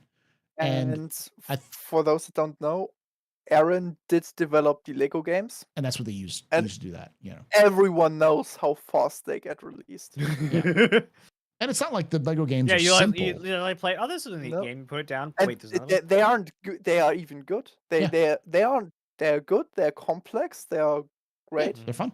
If you played I'm sure a lot of people played the Star Wars Lego games, Lego Star but Wars, yeah. like Lego Batman is really good. It's actually one of the better Batman games apparently. Yeah. So yeah, it's the team that worked with Aaron moved over to Star Citizen, and a lot of them are still there working on Star Citizen Squadron, and I think that's probably what they're going to do is they'll rotate it out. So the reason why they said 2 years was because they're gonna reuse assets. It's going to be it's going to be Squadron 42, but like the extension. And the reason why they're going to sell you it for 60 or 80 or whatever amount of money they sell you for is because it's going to be 40 hours or 100 hours or whatever the fuck. It's going to be the same as part 1 in terms of like time. So Yeah, and honestly, like, and this is back to my Pegasus thing. If the Pegasus is not if the Pegasus in any sort of recognizable form is not in episode or in part 2, I honestly, this is how much like of my own person I've put behind this ship. I will probably not end up buying Squadron 2. You will buy Squadron 2, and you will. like it. It will literally on. crush me to not have the Pegasus. What if the name of the ship that you're on is the Pegasus? If it looks like an Idris or a Bengal, I won't buy it. I just won't buy it. I have put so much of my emotions into this ship. It is his identity. I've spent so many hours longingly looking at those stupid gray But- box but- leaked images. But Like, okay, Ness, how can you put so much information in what's pretty much one single file with some gray box images? There's nothing to go on. I mean, you don't even know what the ship is capable of. it's an or why escort it is carrier. cool. It can hold about, I think it was 26 Hornets. A squadron. Yeah. That's a squadron. So, yeah. Let's move on. We've got 3 questions left. And they're If all I ever get to talk to John Crew, this will be the one question. which is weird because Carlos and Shimp literally asked the same question. I don't know why Nice. they asked the same question, but they did. They asked, I think you're right. There is no 5.0 patch coming because server meshing tech should only be refined with 4.0 while they put in more gameplay. What do you think the priority is for gameplay that they might have? It's the professions. We've been saying that a lot. It's the professions. Mhm. That's 4.0, 1.0. The 1.0 branch is full profession loop, done, ready to go. Does that mean they're not going So- to add details to the professions? Probably not. But like the basic, like bounty hunting, for instance, it's getting to job, tracking, capturing, returning, storing, that sort of a loop, and being able to do that multiple times. The difference between 1.0 version of that and, you know, the version of that that releases in 1.0 is probably just the dynamic way that you go about those different stages. You know, If I had to prioritize things, first gameplay would be we get full on Squadron 42 FPS. We get more weapon balancing, we get FPS radar, all those things done. We get the map downloads, map sharing, etc. Mhm. Second big thing is ship scanning and exploration. So with the whole send out a probe or whatever thing we use to scan things. Because without that, many other things don't really work anymore. Yeah. Like mining, like bounty hunting. Doesn't work if you don't scan. Scanning is so important. It is Yes. the combat of non-combat. It's Yeah. like it's the master modes of non-combat gameplay. Like its change is going to be so complete and utter that it's going to change how we play the game. And something like that needs to be done before 1.0, Yes. obviously. But you know, Following Yeah, I'm pretty that, sure they're on. Like they are actively developing scanning. they are. Yeah, last month so- they specifically talked about in detail. So following that, we'll see the new quantum travel mode. New way to use quantum travel. Then we'll actually see, in my opinion, bounty hunting 2.0, because only then it actually makes sense to have bounty hunting 2.0. Because the whole thing with bounty hunting is you don't see your target across the universe anymore. Mhm. Then we might actually see research and development, simply because we have scanning. Now we can scan further, we can scan things close by, we can use some sort of research station, work those things. Would make sense. And baseline is research and development goes into crafting, so crafting goes alongside it. So those two are pretty close. And when we go crafting, you also go base building. So that's research and development, crafting, and base building is like one triangle that pretty much goes together, in my opinion. And then we only have left farming. And alongside all of this, we'll see sort of further work on mining, refining, repair, salvage, all those things. The problem with repair is it's in a weird state right now. On a really weird state. Because there's no ship we have that would allow us to use repair. And this means that either they have to put on the Crucible very soon on the chop block, so they can rework the concept and then release the Crucible so they can actually figure out how we use repair. Or they bring a new ship, but then the question is, what ship do we get? Because we already have the Ironclad. starter with the Vulcan. We have the Crucible with the large one. I don't see a ship in between the Vulcan and the Crucible if the Crucible does not grow to like Polaris size. The Ironclad is vehicle repair. Yeah. Zark says AstroPub and Zark. Don't forget, bounty hunting 2.0 needs Star Sim. That's big. That's a big enough economy, I think, and that needs a big enough economy. I think it might be a little bit later because of that. I still think Star Sim's next year. Star Sim and bounty hunting are next year. Yeah, almost certainly. I agree. Because it's like I don't remember, want like I don't want to simplify the Sim- process, but they're Mhm. already working on salvage or scanning, and they've already been doing engineering, and they've already integrated what is it called, Maelstrom into the main branch. So the main branch has Maelstrom. By And- middle of next year, a lot of those things will be out or in a early state. What do they have left for the rest of the year? Like and what's Star Sim left? isn't just the economy. No. Like, resource management has big hooks in Star Sim. In fact, like, the resource network is the thing that is manipulated by the Star Sim. Yeah. Yeah. So it's not far behind. It's very, very close. So, all right. Last question comes from Cuban because, like I said, two of those last three questions were just the same question. Cuban asks ideas on what ships you would want for this year's Best in Show. We know Paul would want the Deemer, but what about our guests? I don't want the Deemer. Do not put words in my mouth.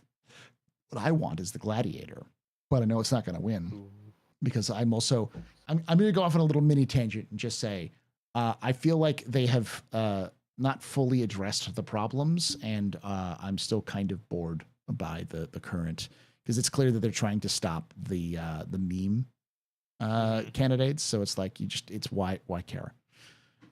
Because the problem, for those of you who don't know, what they currently are doing with Best in Show is they're having categories based off of its role, and the role categories then go, whatever is the best in the role will then go up against head to head with one another, and then whoever's the top four gets the skin and all that kind of thing. The problem I have with that is, if you're doing that, you're just doing the same thing that you did before, but now you're letting us choose whichever ship is the cool ship, and then of that category, and then it just gets you still set the bracket so it goes up against, like, oh, we're gonna set the Vulture up against the Hammerhead. Yeah, or some like the Carrack. Like, well, why the fuck is the Vulture going up against the Carrack? It's gonna get its ass kicked, Yep. So Really, Honestly, fear I there get should another be- skin or two. There should be a shadow, I guess, like a shadow Best in Show that comes out with IE, and that's like the top 3 or 4 of the actual game. yeah, people who actually play it, stuff like that. Like the actual, like, how people are actually using this crap. Not the one that is the Carrack, or is the one that people wishes had gameplay, but the one that people actually daily drive, the one that like actually work within their set professions. And that you could rotate like who or why the Best in Show is picked each year. Like this year it's combat, next year it's economy, next, and then support. So like for economy you have like mining and hauling and bigger and the salvage ones, but for support you have like the medical and the bounty hunting. Though bounty hunting is not really a support, but you get the idea. Yeah, I'll be honest, I would love to see the Gladiator win. Simply because I don't need another skin for my Carrack. I try not to vote for combat ships. Yeah. Yeah, I mean, the problem is we have a sort of high tier sort of ships. That's the Cutlass Black, the Carrack, and 600i Exploration, I believe. They're usually very high. Redeemers now with them. So that's like the 4 that are most of the time in the finals. Sometimes the Pisces gets brought in. And it's boring. Because sure, the first 1 or 2 skins are nice to get. But at some point, it's just eh. Yeah. So yeah. All right, this is the last question. Honest last question, because someone puts up, which I think is, this is actually a pretty good one. Who asks, how open do you think Squadron Number 2 is by now? We know it will have somewhat open mission approach, but do you think modern Squadron 2 also has side content, like even side missions, or not? Do you think that the missions will have boundaries where you fail the mission? Would make sense if the military, but also their tech should support no boundaries now? So yes, we have. They talked about this, that there will be side missions, that you can do side missions, that you can land on planets, that you can get certain equipment on planets that you wouldn't get otherwise, and so on. Yeah. As for the boundaries, I think your boundaries will be very systemic. Mhm. So you're in the Navy, you have certain obligations you have to fulfill, you have certain responsibilities to fulfill, and you have a certain set of rules you have to follow.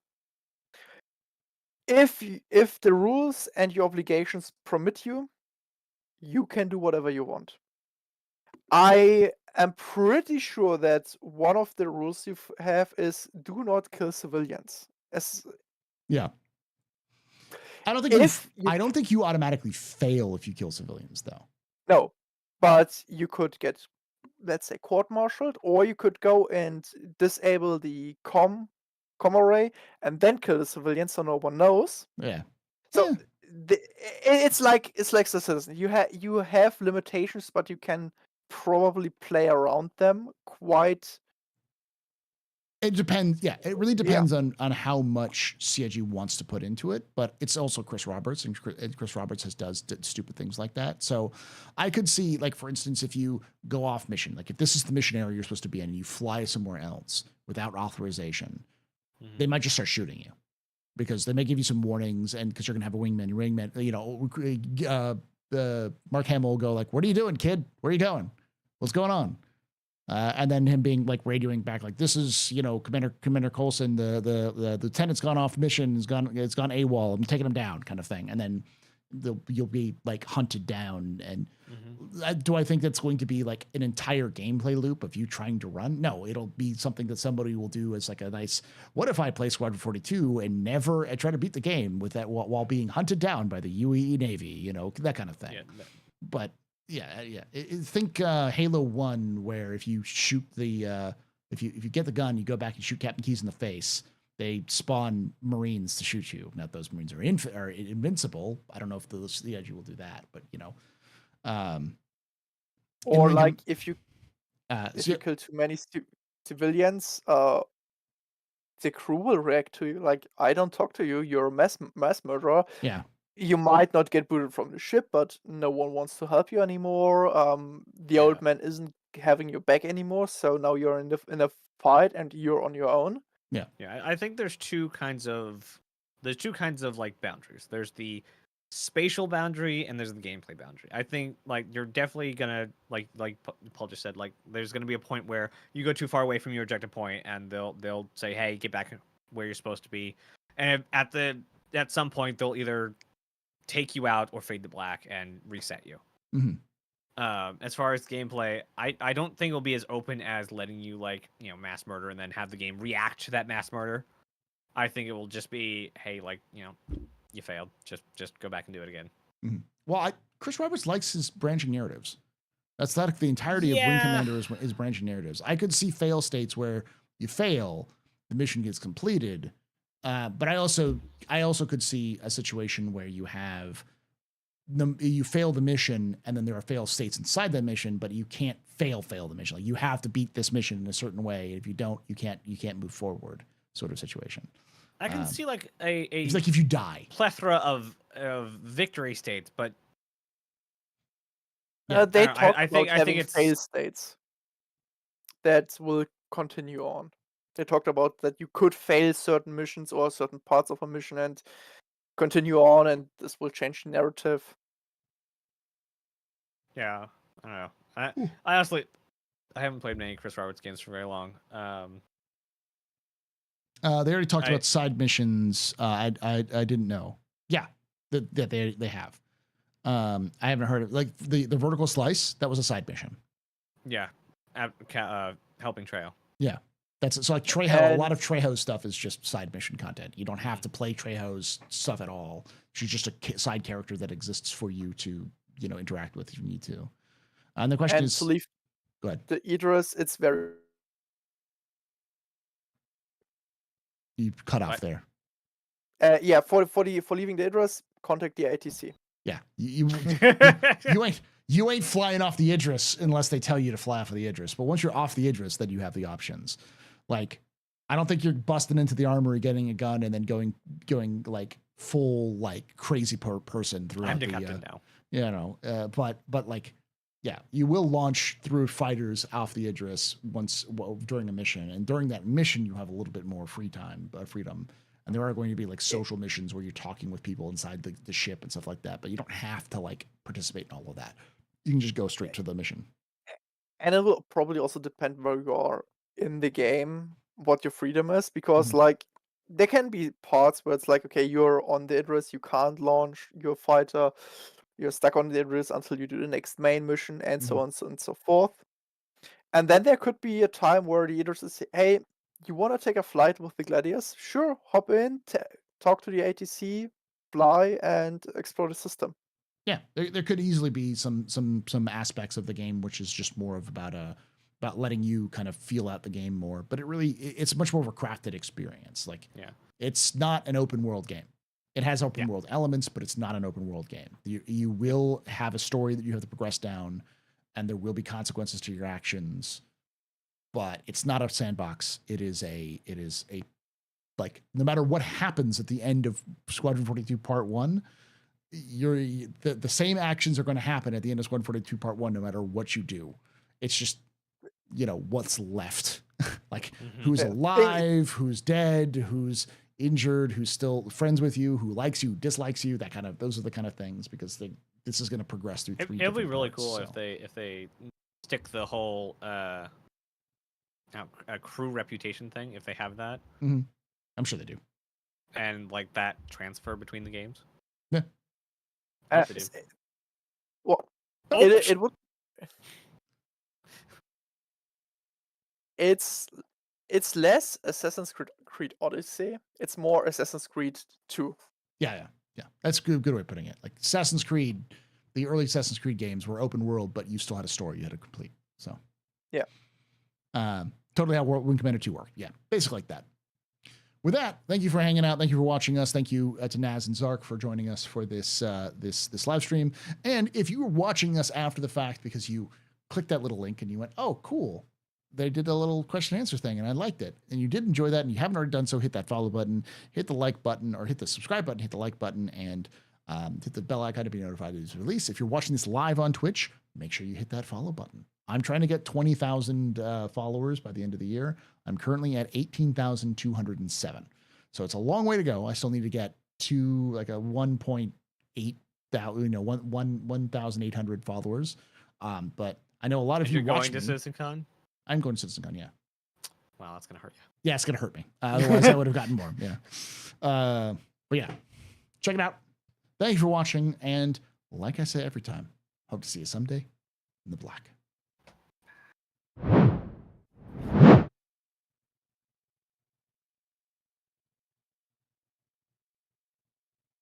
Let's find someone